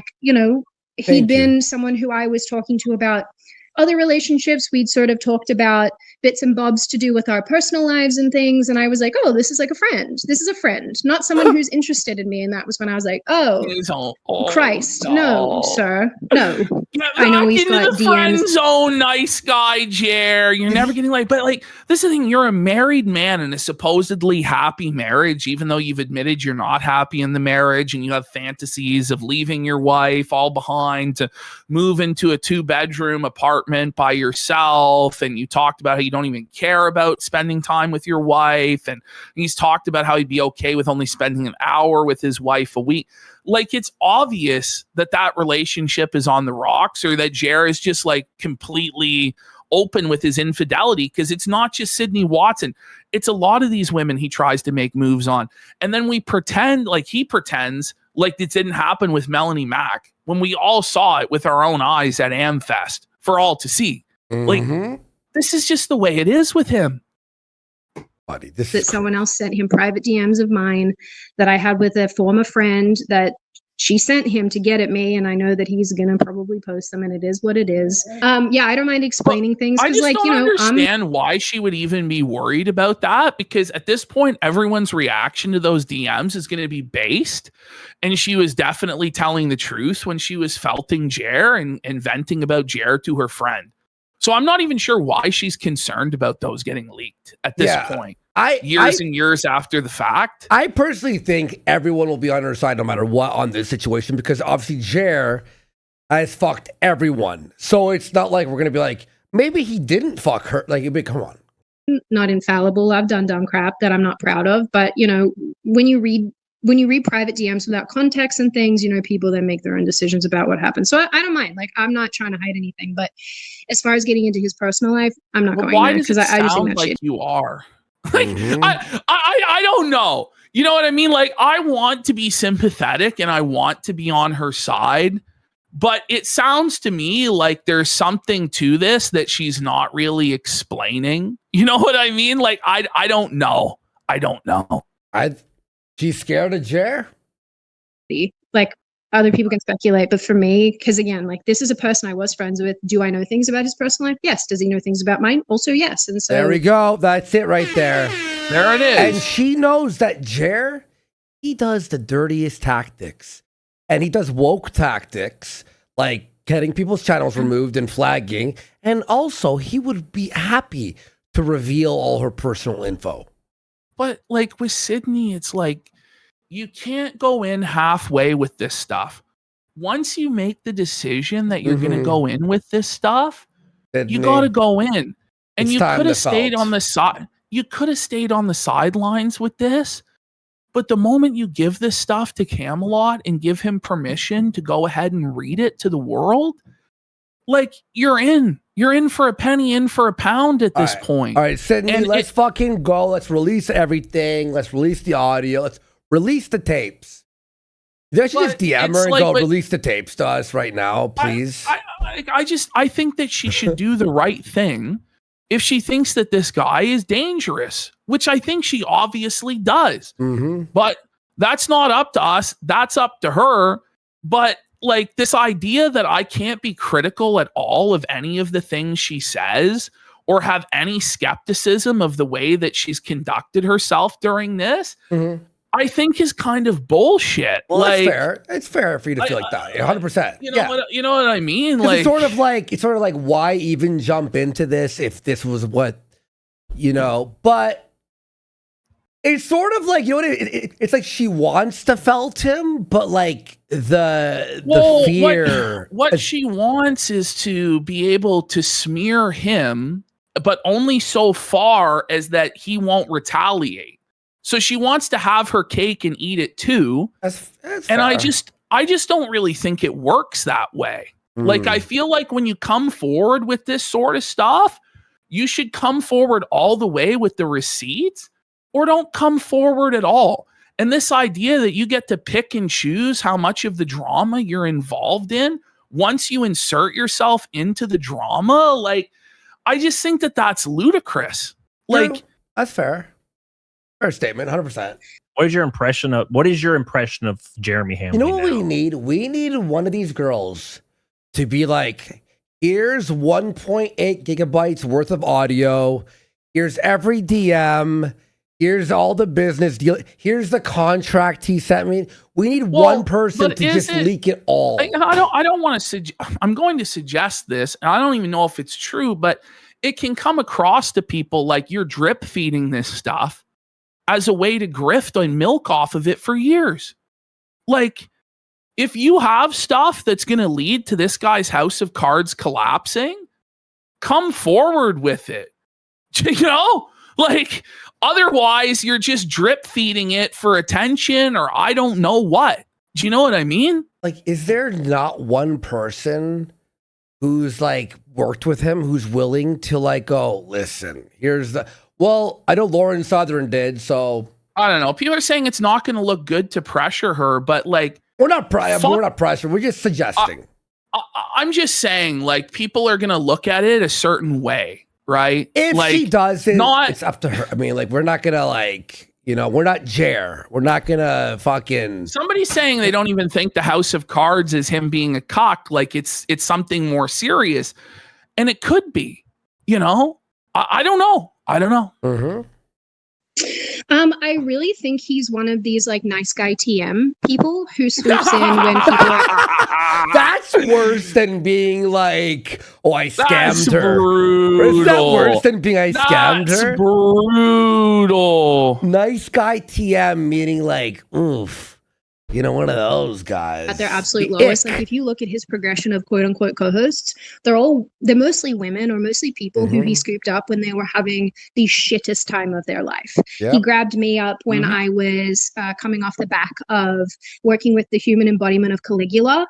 And he was like, hey, do you want to come work with me and do streams with me? And I was at my lowest. He knew I was at my lowest. And I felt like, oh, someone's finally being nice to me. I think you can probably say the same about some of these other women that he's worked with, you know, getting fired by Tim and turfed by Tim, and he came along, was like, well, let me save you. And like that would be so noble and so wonderful if it wasn't perhaps a manipulation tactic. And I think that's what's so troublesome about this behavior is you have this nice guy who on a long enough timeline actually demonstrates to you that he actually doesn't give a fuck about you. He cares about money. I think it's really wonderful. Well, and I would add to that, also, and perving on these women and sexually gratifying himself by talking about poo stories in front of them and drinking breast milk and wiki feet and all sorts of weird, gross stuff. If I'm in Discord with her long enough, she's going to fall for me and come to... He was talking about building a compound for fucking a compound for Hannah and Mel. And Mel to move in and live with him. Joking. And talking about he was wasn't joking. You know what I mean? Like he was dead serious about that shit. Yeah. Ziggy 89 for 10,000 kicks. Says base take PPP. It is base what you said, you know. I don't know, like at some point somebody has to actually just be like honest in how this all comes across, like, and not just be like, oh, my lady, I believe, like, I just have some skepticism of how like innocent and all of like, I don't know. If you are somebody who has some sort of enlightenment and you're like, yep, I want to, you know, become a Christian or whatever it is, for legitimate reasons, but if you're just wearing Christianity as a skin to stop people from criticizing you and you're using it as a shield, I think that's so embarrassing. And this happens so much in right-wing politics. Not that Jeremy is necessarily in right-wing politics, but he's kind of adjacent. I can't speak to whether or not he's a Christian or not. I don't know. Maybe he truly is, but I do find it, the timing is always so interesting to me when people come under attack for very legitimate reasons. And then their immediate turnaround is to say, well, I'm a Christian. You can't criticize me. Yes. Oh, I read my. And that's fucking annoying. Okay. It really is. I'm Catholic. Like Ashton was a preacher for like, you know, like it's like, and by the way, as a Christian, as a religious person, aren't you supposed to like really call out the negative? You're supposed to be held to a higher standard. Exactly. If you're going to be publicly proclaiming and championing the faith and a winner of souls, you have to be held to a higher standard. You actually have to be an example. And the thing is, neither myself or Andy are claiming to be champions of the Christian faith. Definitely not. Yeah. Calling people to repentance and stuff like that. Whereas Melanie Mack and Jeremy Hambley, they are doing that, right? And then when they don't live up to their own standards, when Chrissy Mayer doesn't live up to her own standards and admits to lying, which she's now fully admitted to now, but said it was for Venti's own good, which is fucking twisted. And then we try and hold them to account to these standards. You can't do that because Jesus. No, I'm sorry. It's not an infinite get out of jail free card. Part of repentance and being forgiven is taking responsibility for your actions and properly repenting and no longer doing them. And we haven't seen that at all. We've just seen double down after triple down. It's ridiculous. And also, too, we could just take that statement they made, right? And watch any of their current live streams or videos when Quartering's like, oh, this person at Walmart deserves, and you're like, whoa, I thought you were a Christian. Don't you have to forgive? Don't you have to be, you know what I mean? Like, you could just use that for everything that he does, right? By the way, we got Bob Fishman for 5 subs. World Changer Real for 5 subs. Sunset for 2,000 kicks says she's playing the babe in the woods with Jeremy, but she already had an incident with Elijah. It doesn't make sense to me. Well, you'd figure if this has happened to you before, and this has happened to you like a second time, you wouldn't want other women to have to go through this. And as somebody that's like an avowed feminist champion, I just don't really understand letting someone like this off the hook and not just exposing everything. And I know that makes me a monster for asking people to hold up to their own ideals that they profess, but I don't think that that makes me a monster. I think that that just makes me consistent, to be honest. So do you think that, like, and also, do we really think, like, is Jared going to actually sue her? No, he doesn't have the money for it at this point. And also, like, sue for what? For her, just, like, just the revealing DMs? The truth? Like, like what, it's going to completely destroy his fucking life. But again, we don't know what's all in there. True. Why she's remained silent for so long. But now you've brought this to the public's attention, but we're not supposed to ask questions about any of it and just blindly believe you and blindly believe your side and everything was innocent and there's nothing to see here. But then why are you holding back? Why don't you want the whole truth to come out, you know? And then it's if you ask those questions, then you're throwing a woman under the bus and you're, you know, trying to hurt her. And that's not really the case. I'm just trying to make sure that this doesn't happen to other people. And I'm also trying to make sure that Jeremy Hambley is destroyed. Like, I'm not going to lie. Like, I want him held accountable for the things that he's done. But if he didn't do this fucking greasy shit with Sydney, then his name should be cleared, do you know? And so, like, let's find out the actual truth in this situation. Because we're already here. And this also has, the same statement can be used for Luke, for Hannah, for Mel. And it's like with Hannah, it's like, really, you're gonna actually just put your head in the sand forever? And like, I know it's like the meme was like free Hannah Claire or whatever, but it's like, should she be like completely free when she's like backed him for every step? Like that's the thing, right? Like, how much absolution are we gonna offer to people who were a part of this entire greasy, slimy fucking grift, who kind of, in my opinion, did know that they were simping out Jeremy Hambley? Because it's like, he's offering me all of this stuff. Like, why do you think he's offering you this? Well, I'm just an innocent babe in the woods and I don't know anything about the way the world works and okay. All right. Hey, Melanie Mac, you ever hear the story of Adam and Eve? Bish? This By the way, bitch we took got the apple. No Baggers Gaming for 2,000 kicks. Says she jacked off his mini micro for 250. No, I don't think that happened. Definitely not. I don't think so. I don't think there's any amount of money that would actually. And that's the thing, they don't have to do that. All they have to do is pretend to be his friend and maybe go along with his flirting, and the money flows just as much as if they had sucked his dick, because that's what a pathetic simp mark Jeremy Hambley is. Yeah. But who knows what's really going on behind the scenes? Like, he's been creepy with so many women, and I just want the whole thing blown up. I want the whole thing exposed. I don't know. And we've got, that's got to be Kane. Says, I don't like how this woman implies things without clarification. Then when someone speaks on it, she walks it back, comes across disingenuous. Fair. That's got, very fair. Yeah, okay, let's continue here. Okay. And thanks everyone for the big support. I go to church. Okay, bitch, then act like a Christian. And stop this silliness on the internet and actually act like a Christian. Yes! Thank you. Is there a part of you, or a large part of you, or a small part of you that's like legitimately kind of afraid of Jeremy, do you think? That sigh was all we needed to hear. It really says it all, doesn't it? And she's going to say, yeah. And she is scared of Jeremy. And, you know, this is how he gets away with this stuff for so long, is he threatens people's real lives. He threatens people with life ruination. He did it to us. He came to us and said that he would ruin our lives and take everything that we had if we didn't comply with his demands. And we said, fuck you and fuck off. But we're also men, you know, and it's a little bit different when you're a woman to be able to make those sort of, no, fuck you, I'm going to stand where I am. And, you know, I understand, like, she's scared and she, you know, doesn't want to have her life ruined or things be fucked with. So I am sympathetic to a certain extent. Yeah.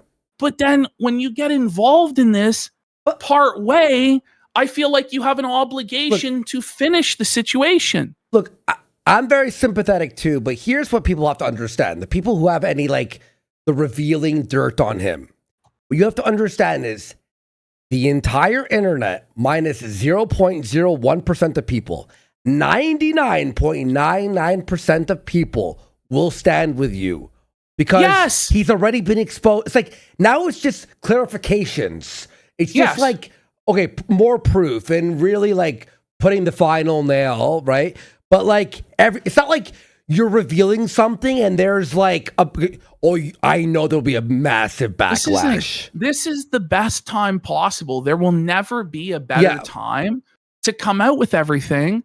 And that's why she came out part way like she did, because she knows that she was testing the waters on it. Mm-hmm. And maybe Jeremy started threatening her. Maybe she received DMs from people and she realized what it would actually mean to go through with all of this. Maybe and then she went through her DMs with him and went, oh, I told him that about my whatever, so-and-so personal life. This or that, and now doesn't want to go through with it all the way. Mm-hmm. I understand, but you know, it's not just her that's at stake in this situation. There's a lot of people that, if Jeremy is allowed to continue on like this, that are going to suffer. And that's all I'm trying to point out. Mm-hmm.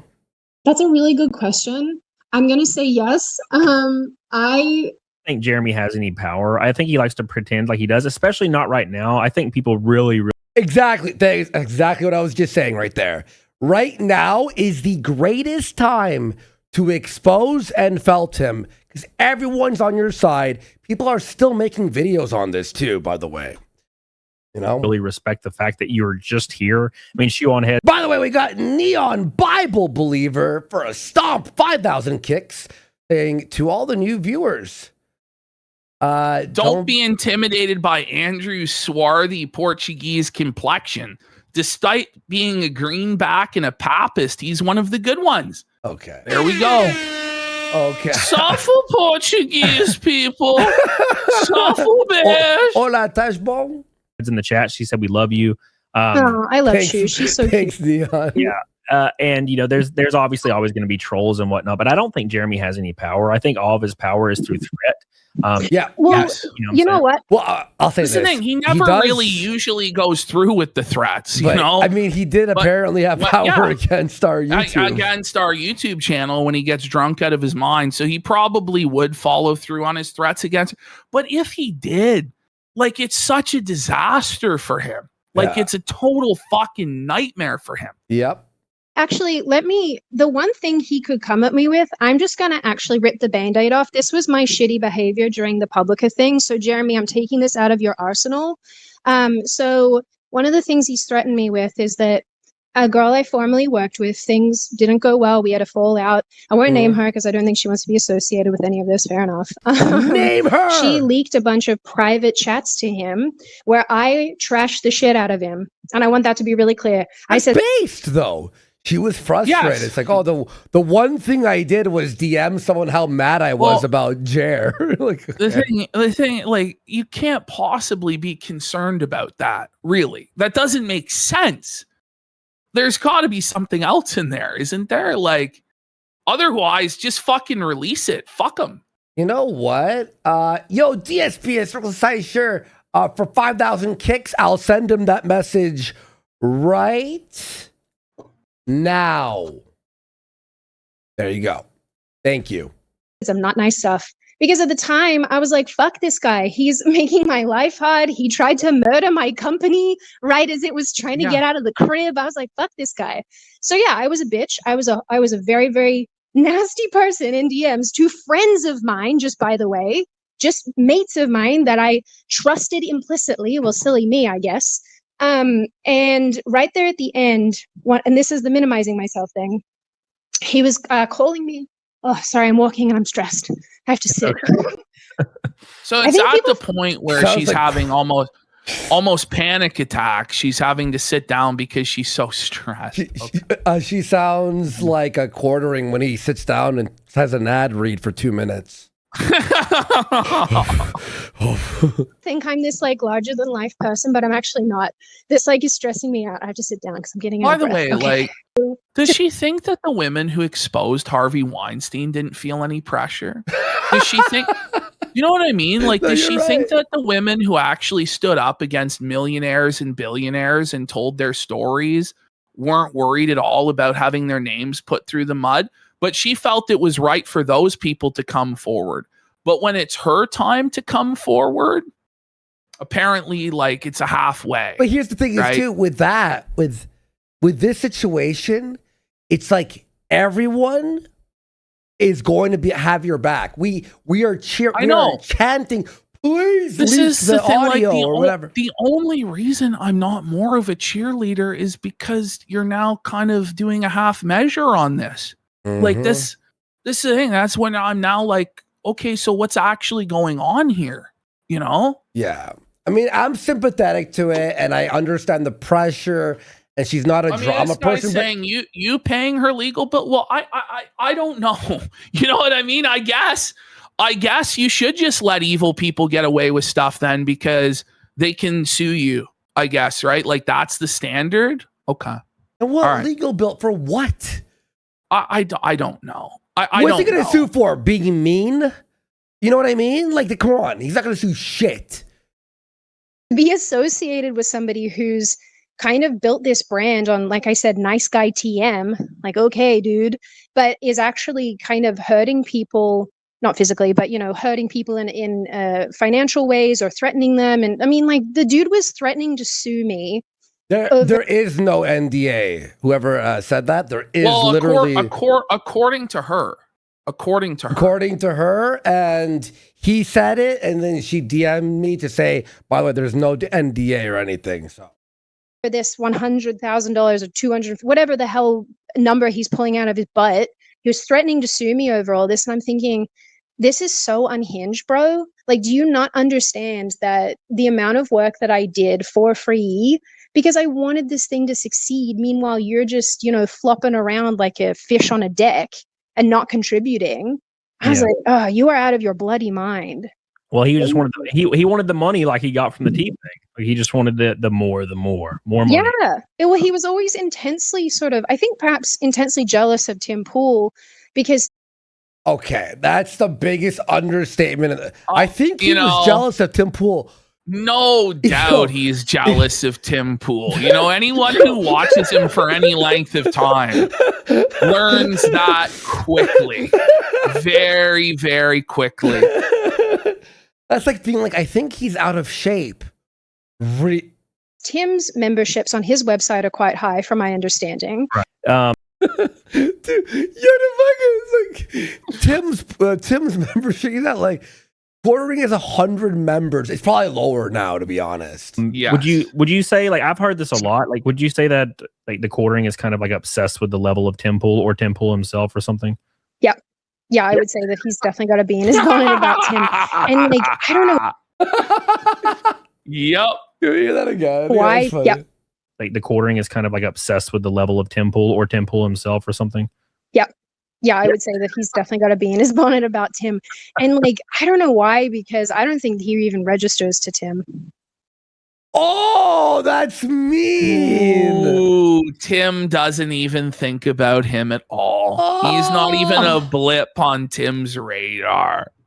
Suffragette. Oh my God. Yeah. Did she say he's not a beanie in his bonnet?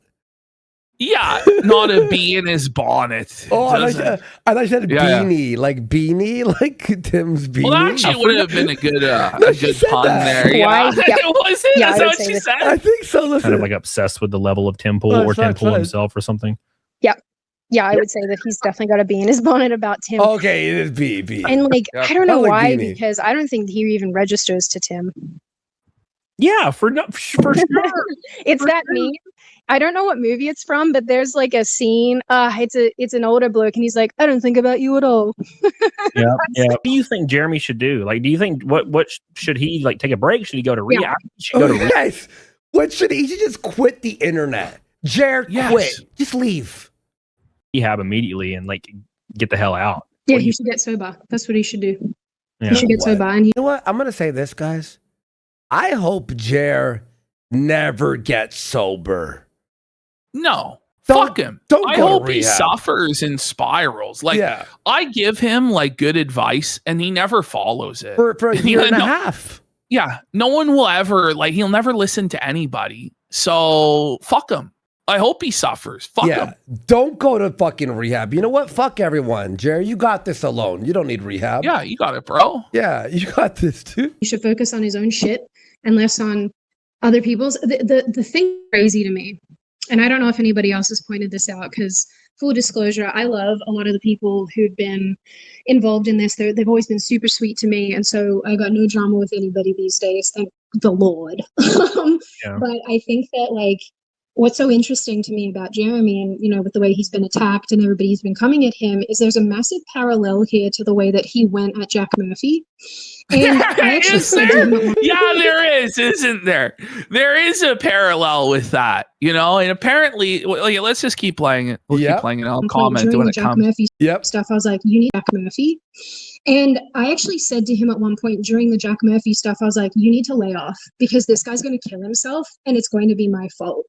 And I won't be able to live with myself.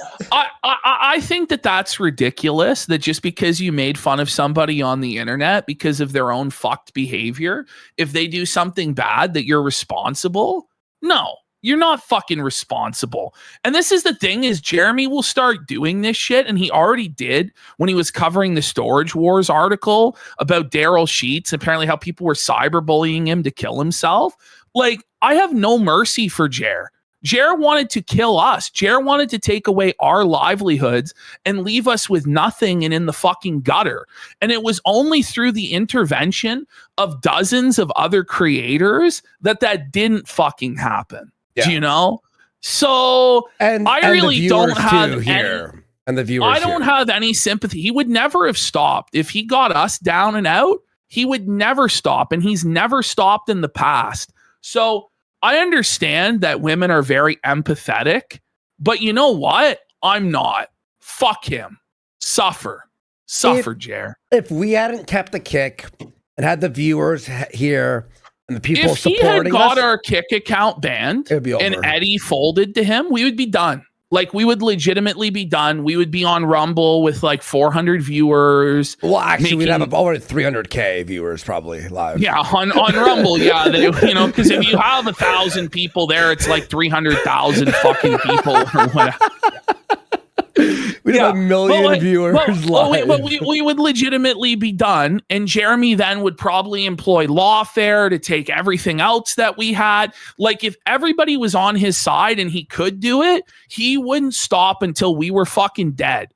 So why should we show him mercy in any fucking way?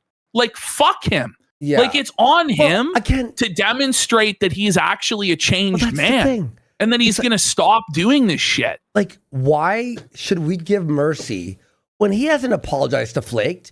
He hasn't tried offering the channel or contacting Well, he said his that YouTube. he'll never apologize to us. Well, then, ever. Well, then there will be no forgiveness ever. Yes. How could Yeah. you forgive when there's no apology? But, like, for real. like, also, I gotta point out, like, when Sydney says this stuff, it's kind of disingenuous because you've joined the dog pile. So, you know what I mean? Like, you've joined the dog pile halfway, and now you're concerned about his mental health? Like, what? Fuck him. Like, I don't understand, by the way, this mentality that by punishing evil people, that makes you evil. I'm not fucking Batman, okay? Batman's a cuck. He should snap the Joker's neck.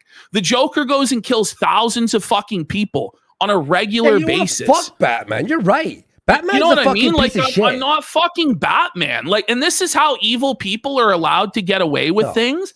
Because the moment when righteous people come to hold them accountable and say, no, fuck you, you're not getting away with this anymore, there's a bunch of voices in the choir that go, oh, but you're just as bad as him. No, actually, I'm not just as bad as him. Fuck him. He's a piece of shit and he needs to suffer. That's my belief. Yeah, you're right. Fucking like Batman's like, oh, I'll let Joker go, right? And then he blows up a school bus full of children. Yeah. And you're like, hey, Batman. And he's like, oh, no, without me, there's no Joker. Without Joker, there's no me. And you're like, what, are you gay? Kill him. They are. They're actually gay for each other. Are. Like, these motherfuckers are gay Honestly, as shit. you actually like blew my mind. Yo, Batman is a piece of shit. If you kill your enemies, then they win. Okay. Well, sure thing, Justo. Sure thing, Justo. And this is why the right wing loses all the fucking time. By the way, okay, we had a private. Well, it was like before the show started. By the way, we got Jeremy's Racetrack for 14 subs and Spooky Rambler for 10 subs. Lambo Calrissian for 500 kicks says Triple P hates Jer so much he just dropped a hard R suffer. I know, I said an actual suffer. And then we got Brown Dynamite. Like, did I miss it? Holy shit. Did I miss it? Yo, thank you for the big fucking support. But you know what? When you're watching The Punisher and he murders someone, you go, based. You watch Batman, you're like, you're going to let them go? They just killed like 18 people. Yeah, I know. What a big... I know. I'm actually rattled, to be honest. So please lay off. Right. And it's interesting because I don't Or it's wanna... like Spider-Man. It's like, if he actually punched the villain with his full strength, he dies. Like, what is he doing? This is the same dilemma with like Friday Night Tights, right? Where Jarbo and all these people are like, they've become the woke left. I'm sorry, but you need to have standards in any sort of association. That's why we were talking about political this. group. Yep. Do you know what I mean? If you don't enforce any sort of standards whatsoever, what's the point of label? What's the point of an organization? So you're not becoming a woke leftist communist if somebody supports canceling and censorship, and then you go, well, you support that, so I don't want anything to do with you. That doesn't mean that you're a woke leftist communist. Like, that's insane. That's ridiculous. Well, that's it's what I like was saying. like, remember about like fucking Matt Jarbo finally had a W, and this weekend or earlier this week, shit's all over it. Gary's actually Nerdrotic is woke for fire. It's like, no, listen, we don't get to have to like play the same rule. Okay, no, it's even worse. The right wing for years let the left wing own their jobs and be fired and get banned off of everything and this, that. The moment we're like, no, we're gonna battle you back fire with fire.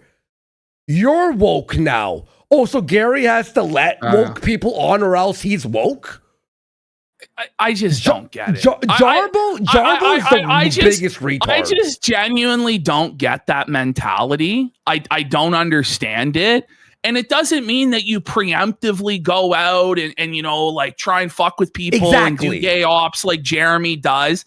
But when people come out and reveal themselves as being contrary to your principles, you don't have an obligation to support them. That's ridiculous. Mm-hmm. And it's continue. It's like when a chick punches a dude 100 times or tries to stab him and the dude knocks her out. And there was, you're a woman beater. It's like, was he not supposed to punch her back or stop her from stabbing him? Get the fuck out of here. Jarbo, shut the fuck up. You're a loser. And by the way, Jarbo also goes, we got Spooky Rambler for 10 subs. Let's go. Ash, you know what Jarbo said? He goes, actually, when I flagged people, I didn't get anyone's video. My video was taken down, actually. There's a reason why Jarbo is retarded and my video for so many years. Making fun of him crying about the YouTube plaque was taken down. Months later, we found out it was his strike. He was like, I didn't get any videos taken down. No, his defense is he didn't get any channels taken down. Well, you sure tried to. Oh, man. Like, it's just a weird, and it's like, Matt, like, we all want you to just be like a funny side character in this. Be normal. Can you stop trying to like make yourself into something you're not, where you're going to lead this crusade against Gary? Can you just shut the fuck up? Yeah. Seriously. By the way, it's based that Gary stands for his... Just take the easy W's there, fucking Jarbo, and stop trying to overextend. By the way, Jarbo, if what you were saying... Jarbo, if what you were saying really was the case, then Friday Night Tights will crumble on its own anyway. You don't need to insert yourself into it. Do you know what I mean? But it's obviously not true. Your narrative is retarded. Okay. But for him to say, he's actually woke for not allowing a bitch who's like supporting flagging on. Well, but chances are she's going to be back on this Friday anyway. So it's all a moot point to begin with. It's just that she was causing so much fucking drama that she couldn't be there during that time. And like, instead of like backing down off of it though, like she's now escalating the drama. So who the fuck knows what's going to happen? Who knows? Hey, Jarbo, we would love for you to be a side character. I would love to fund, what's this, the movie called? His Jarbo's movies? Jarbo, we were talking about this. Jarbo wants to make movies. Ash texted me, should we fund his movie? I'm like, yes. Do we throw Jarbo $5,000 to make his? Because I want to see how terrible. I want to see these terrible movies be made. I really want to see Jarbo's like cinema excellence once again. You know, and then the next day, I'm like, but then it's like, God damn it, Jarbo. But the whole thing is, it's just a joke to fund his movie anyway, because he's so retarded that I just want to see what he comes up with. And the thing is, too, it's not like anything that Jarbo says actually matters anyway. Of course, right? Like that's my position on it. Is it's like some fucking slobber bucket retard on the short bus, you know, says something. Does it really matter? No. If you take it seriously, you're the fool. You know? Because Ash said, I want to throw him $5,000. I'm like, I'll throw him 5 if you throw him 5. And then like 8 hours later, I'm like, executive produce the Jarbo movie. I was like, Ash, fuck. He's bashing Gary. What a retard. Like, we can't fund his movie now.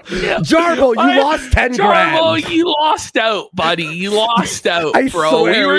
We were actually gonna make the Jarbo movie happen, buddy. Because we watched that Jarbo movie, the one that he did with his buddy that he thought was as good as Clerks all the time. I've watched it 5 times. I love that movie. Oh, man.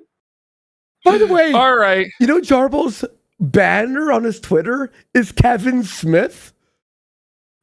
Well, that's who he thinks he is. That's who he thinks he is. Add to the shit that Jeremy's in right now, as much as I'm angry and I don't like him, I don't want to add to it because these are human beings. This is, I think, where I'm such a bitch because I just empathize. I empathize and I hate it. It's so Cancerian, but I empathize and I go, I would hate being in that position, even though you brought it on yourself. Like, but you know, you wouldn't be in that position. Like people who aren't fucked in the head, that aren't alcoholics burning their lives down, don't end up in the position that Jeremy Hambly ended up in. It's just been unforced error after unforced error, just shit that he didn't have to do. And ultimately, other people are suffering as a result of his actions. So there has to be some sort of a deterrent to get him to stop doing this shit. That's my belief. Yep. Because Jack Murphy was the same thing. He screams at me on a show. People are like, what the heck? They go after him and then they hammer him. And they hammer and they hammer and they hammer. And I'm going, holy shit, this guy's going to die. And it's going to be awful. And that's kind of how I feel about Jeremy right now. I'm like, you need to get off the internet, bro, because you're just going to make it worse. But he does need to get off the internet. But it's like, if he's such a multimillionaire, why does he need continued income? You'd think at this point he would have invested his money in such a way that he really wouldn't have to work another day in his life. He could have. He honestly could have.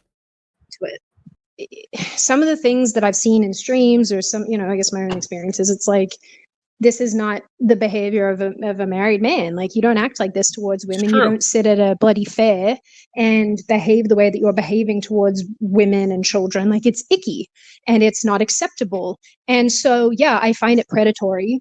I am You know what? All right, we'll see where this We'll leads. see where that ends up going. By the way, I just want to point out, if Camelot is watching, Chrissy Mayer is calling you as a liar and saying that she never sent DMs where she said she was bringing Melanie Mack on for viewership and money. So, like, at this point, you probably should just drop the DMs. And if you don't have those DMs, bro, like, that's bad, bro. Because I trusted you on that, and I fucking went to bat for you on that. And Chrissy's saying you're full of fucking shit right now on Twitter. So you probably should just drop all of those DMs and let's find out the truth. And, you know, when Chrissy's questioning this stuff and like people are trying to give her outs and the benefit of the doubt, and then she calls bullshit on it. Like, I know for a fact that a number of people have come to Andy and said that Chrissy lied to them directly. So I don't know. Like, I don't know why Chrissy plays these fucking games. Like, I don't really get it. I'm going to assume that Camelot was probably telling the truth, but yeah, I think find out. Well, I'm going to say this. He was, because she has lied about everything so far. And she said it's okay to lie to her own friend who was at her wedding. Not like a online friend. I met you a few times. I met you at a convention. No, you invited me to your wedding. You know what I mean? It's like, okay. I imagine he'll probably drop everything. I DM'd him. I said to him, yo, Chrissy's saying that you're lying on her Twitter. You have to filter. I said to him. Okay. Okay, let's have a look at this Lauren Southern situation that just happened today. Now, I actually read Lauren Southern's book last year when it came out in its entirety. I think it's a very interesting read. The only criticism I really have for Lauren Southern in all of this, I mean, there's a lot to be critical of, and she admits that. Nobody made you snort all that coke. Nobody made you do all those drugs and drink all that fucking liquor. Nobody made you get with Destiny. You know what I mean? Like, so the victimhood stuff is a little bit over the top. That being said, I 100% believe that Andrew Tate raped her. Like, I don't even really question it. At the same time, it's like, what were you thinking going with Andrew to the club alone? And she even admits that. But like, what Quartering did to her, I think is actually disgusting. It's actually insane. And she felt fucking Quartering here big time in this article. It's actually the fucking most twisted thing I've ever heard in my entire. So, time practically slowed to a crawl when I spotted the Quartering, aka Jeremy Hambley, tucked into a tiny blue booth in the far back corner of the vendor hall. In the far back corner of the vending hall. He claimed he was going to be on Media Row next to the Daily Wire and the Rumble tent and all that, but he was actually on Grifters Row and the lowest part, tucked into the back corner. You see the fire escape? Yo. So we can see the fire escape that he was talking about, how he was blocking the egress of the fire escape and security was pressing him the whole time. I guess Lauren Southern took this picture herself in the wild of Jer. Look how fucked he looks. Look at his body, man. Yeah. He's fat, but he's like oddly misshapen. You know what I mean? Like, it's not just like a regular fat guy. Like, he looks like a fucking circus freak. He looks grotesque as fuck, man. Is that a t-shirt or a tablecloth? It could be either or. If you put it on a person, it's a shirt. If you put it on a table, it's a fucking tablecloth. It could be either or. Look at the setup. Look at how scuffed it is, bro. This is so funny, this picture. What's this right over here? It immediately makes me go, based. Ring it up, Lauren Southern dub. Just giving me this delightful image. So that's, I think, James O'Keefe's like corner, which is like, right, and or somebody affiliated with James O'Keefe, it looks like. I'm not sure. Or they have like a photo of him. Jer's coffee table in front of him. Oh, look at this shit. Look at all the coffee. Look at this all of his coffee samples that he's trying to give out. Oh man.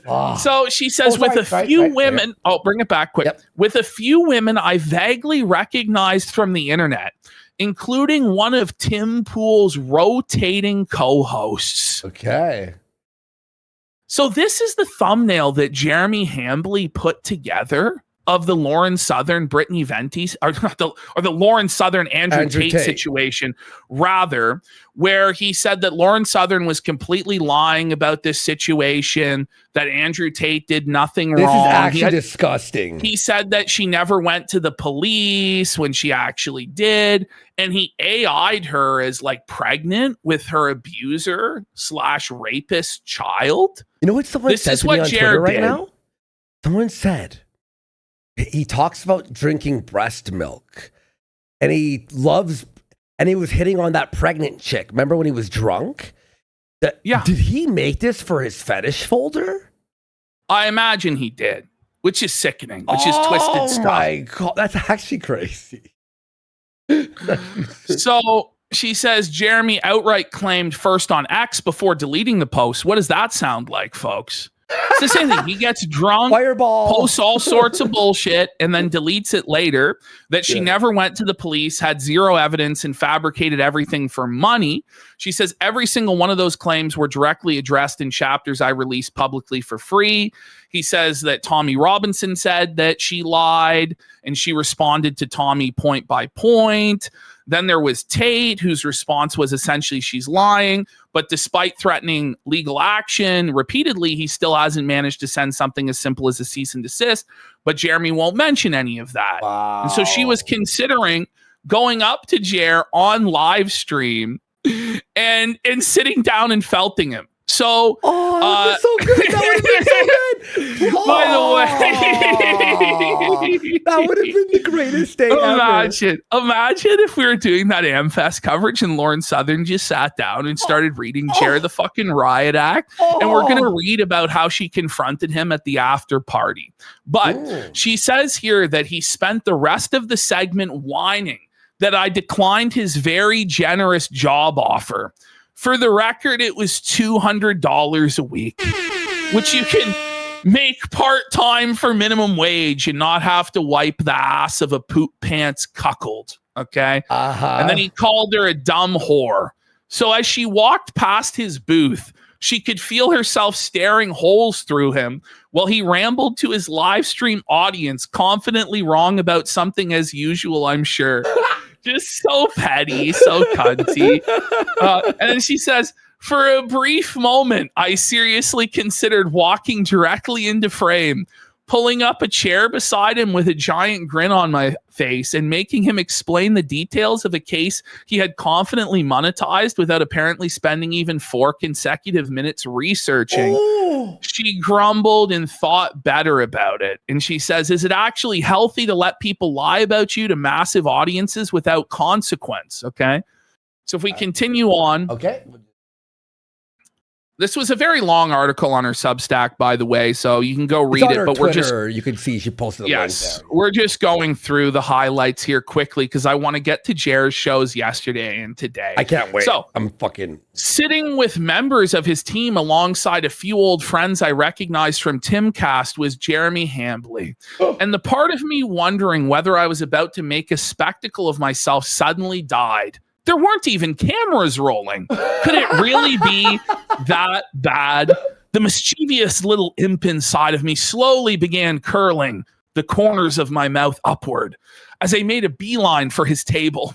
I grabbed a chair from a nearby high top, dragged it across the floor, and slid directly across from Jeremy with a grin. Well, look who it is. Oh, you know, Jer squeezed out a single fucking shit, like a little squirt. He squirted. Oh, man. He squirted his ass. It was shit. His 100% shit came out of his ass. Jeremy looked like he'd just seen a ghost. He physically tried looking away from me. So, I said, still smiling, why'd you make that video about me? What video? You know, the one where you AI edited me pregnant with Andrew Tate's child. Oh, he shrugged awkwardly. That's just the business. You get it. Wait, you can. That's just the business. You know, No, not really. I actually don't. Why did you lie and tell your audience I never went to the hospital or the police? Well, he stammered. I don't know the case that well. It's incomplete. She blinked at him. Then why did you make a video about it?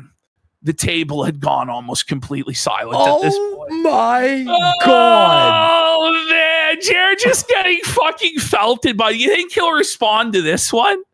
You think he'll say a word about this one, buddy? I hope that this is true, bro. I did go to the police.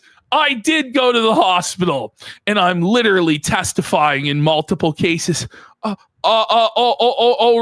Really? He muttered. I didn't know that. It wasn't really about that. Anyways, I heard you were talking shit about me in some group chat. And then she laughed in his face. So Jer's motivation for this shit, as always, is not what's actually true, what's actually going on in the world. It's to settle petty beefs. And that's what he admits.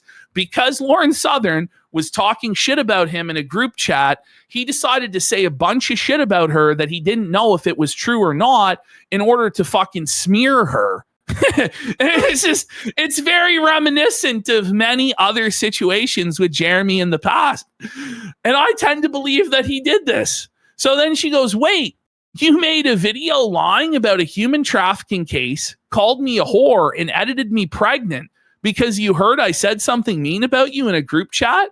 Yeah, he said defensively. I don't like being betrayed. So then Lauren goes, well, show me the message from the group chat. Ooh. At this point, the entire table was frozen in awkward silence while she leaned forward, pressing it. There? Melanie Mack was there. And will Melanie Mack speak on this as to whether or not this happened or not, since she was there? Do you know? Well, we could have found out if Chrissy Mayer would actually ask her hard questions. Ash, what would Jesus say about someone defending someone who was lying about a rape and a rape story? What would Jesus say about that? I wonder what Jesus would say about all of that, you know? We'll talk to Mel about that. Jeremy sat fumbling with his phone while his co-host Melanie Mack stared at him from the side with the expression of someone watching a slow motion car accident. We've seen that facial expression from both her and Hannah Claire many, many times during our coverage on this show. He scrolled for what felt like several full minutes before finally sighing that signature Jer sigh. I don't know. I can't find it. Anyways, when the case is done, I'll make an apology video, okay? Hey guys, I had to lie about a rape case because that'll never happen, will it? That day will never come where he admits that he lied about that because of a personal petty grievance. And Lauren goes, "Yeah, sure, buddy." There's a Canadian coming through. "Yeah, sure, bud." Why is it always Canadians felting Jer, by the way? I said, we'll see if that ever happens. I will, he insisted. I mean it. I didn't believe him then, and I definitely don't believe him now. And then she says, as of last week, the case has already been pushed back another year due to police opening a new investigation involving additional evidence. So that was the situation with her and Jeremy Hambley. I think there's a little bit more here. Okay, this is good shit. From what I can gather, he's currently facing backlash after feuding with channels like Kino Casino. Thus, the central controversy seems to be that Kino Casino heavily mocked and criticized him, after which Jeremy allegedly began threatening to go scorched earth while attempting to report, flag, or demonetize their channels, which naturally many people found deeply ironic because criticizing, mocking, targeting, and publicly humiliating other internet personalities has quite literally been the business model Jeremy built his career around for years. Holy brutal felt from Lauren Southern. Okay, next slide. Okay. Oh, there we go. Kino Casino was founded in part by Andy Worski. Woo! We haven't hung out properly in a long while, but when we were younger, we used to go out in Toronto to grab brunch or hit the town. I vividly remember EDM clubbing with Andy and his girlfriend during the peak of his blood sports era, a genre he largely founded in the early online days. I also recently learned from Ian Miles Chong that apparently Andy and I had a sexual relationship. News to me, though to Andy's credit, and unlike many men online who happily let that kind of rumor circulate indefinitely, he immediately tweeted at Ian asking what the hell he was talking about, which honestly made me laugh. Anyways, the whole thing feels surreal sometimes. She has all these bizarre interpersonal connections to people, and then you see them in real life, and they're just people. Sad, pathetic fucking people. Yeah, no, that's the truth. Bring it up, Andy Dub. Bring it up. There we go. It's good to listen, say what you want about Lauren Southern. I still think it's fucking jokes that she came out against Hambly and fucking nuked him like this today.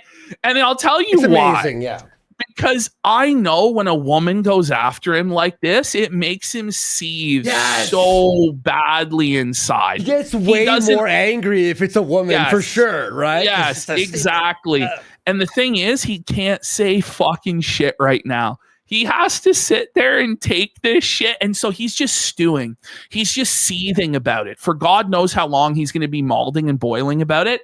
And then when Miller time hits, he's going to lash out and crash out and go fucking ape shit about all of this stuff. So I'm really excited about this. And I hope that Sydney Watson and Lauren Southern coming forward is just the tip of the iceberg on women coming forward and holding Hambly accountable. Because, of course, we believe women. No, we do, listen, of course. We listen and believe. When a woman talks, folks, we listen. Okay, hang on. We believe. So, here's the thing is, I know you're saying that sarcastically, but when it comes to Hambly, I actually do believe all women. Because he is such a... Because it's actually true. No, because it's actually true. They could come up with anything and I would fucking believe it. You know? but shout outs to Lauren Southern. Shout outs to Lauren Southern. All right, we're going to go into Jares Tuesday. Before we do, we're going to take a quick break here. Yes. We're going to take a piss.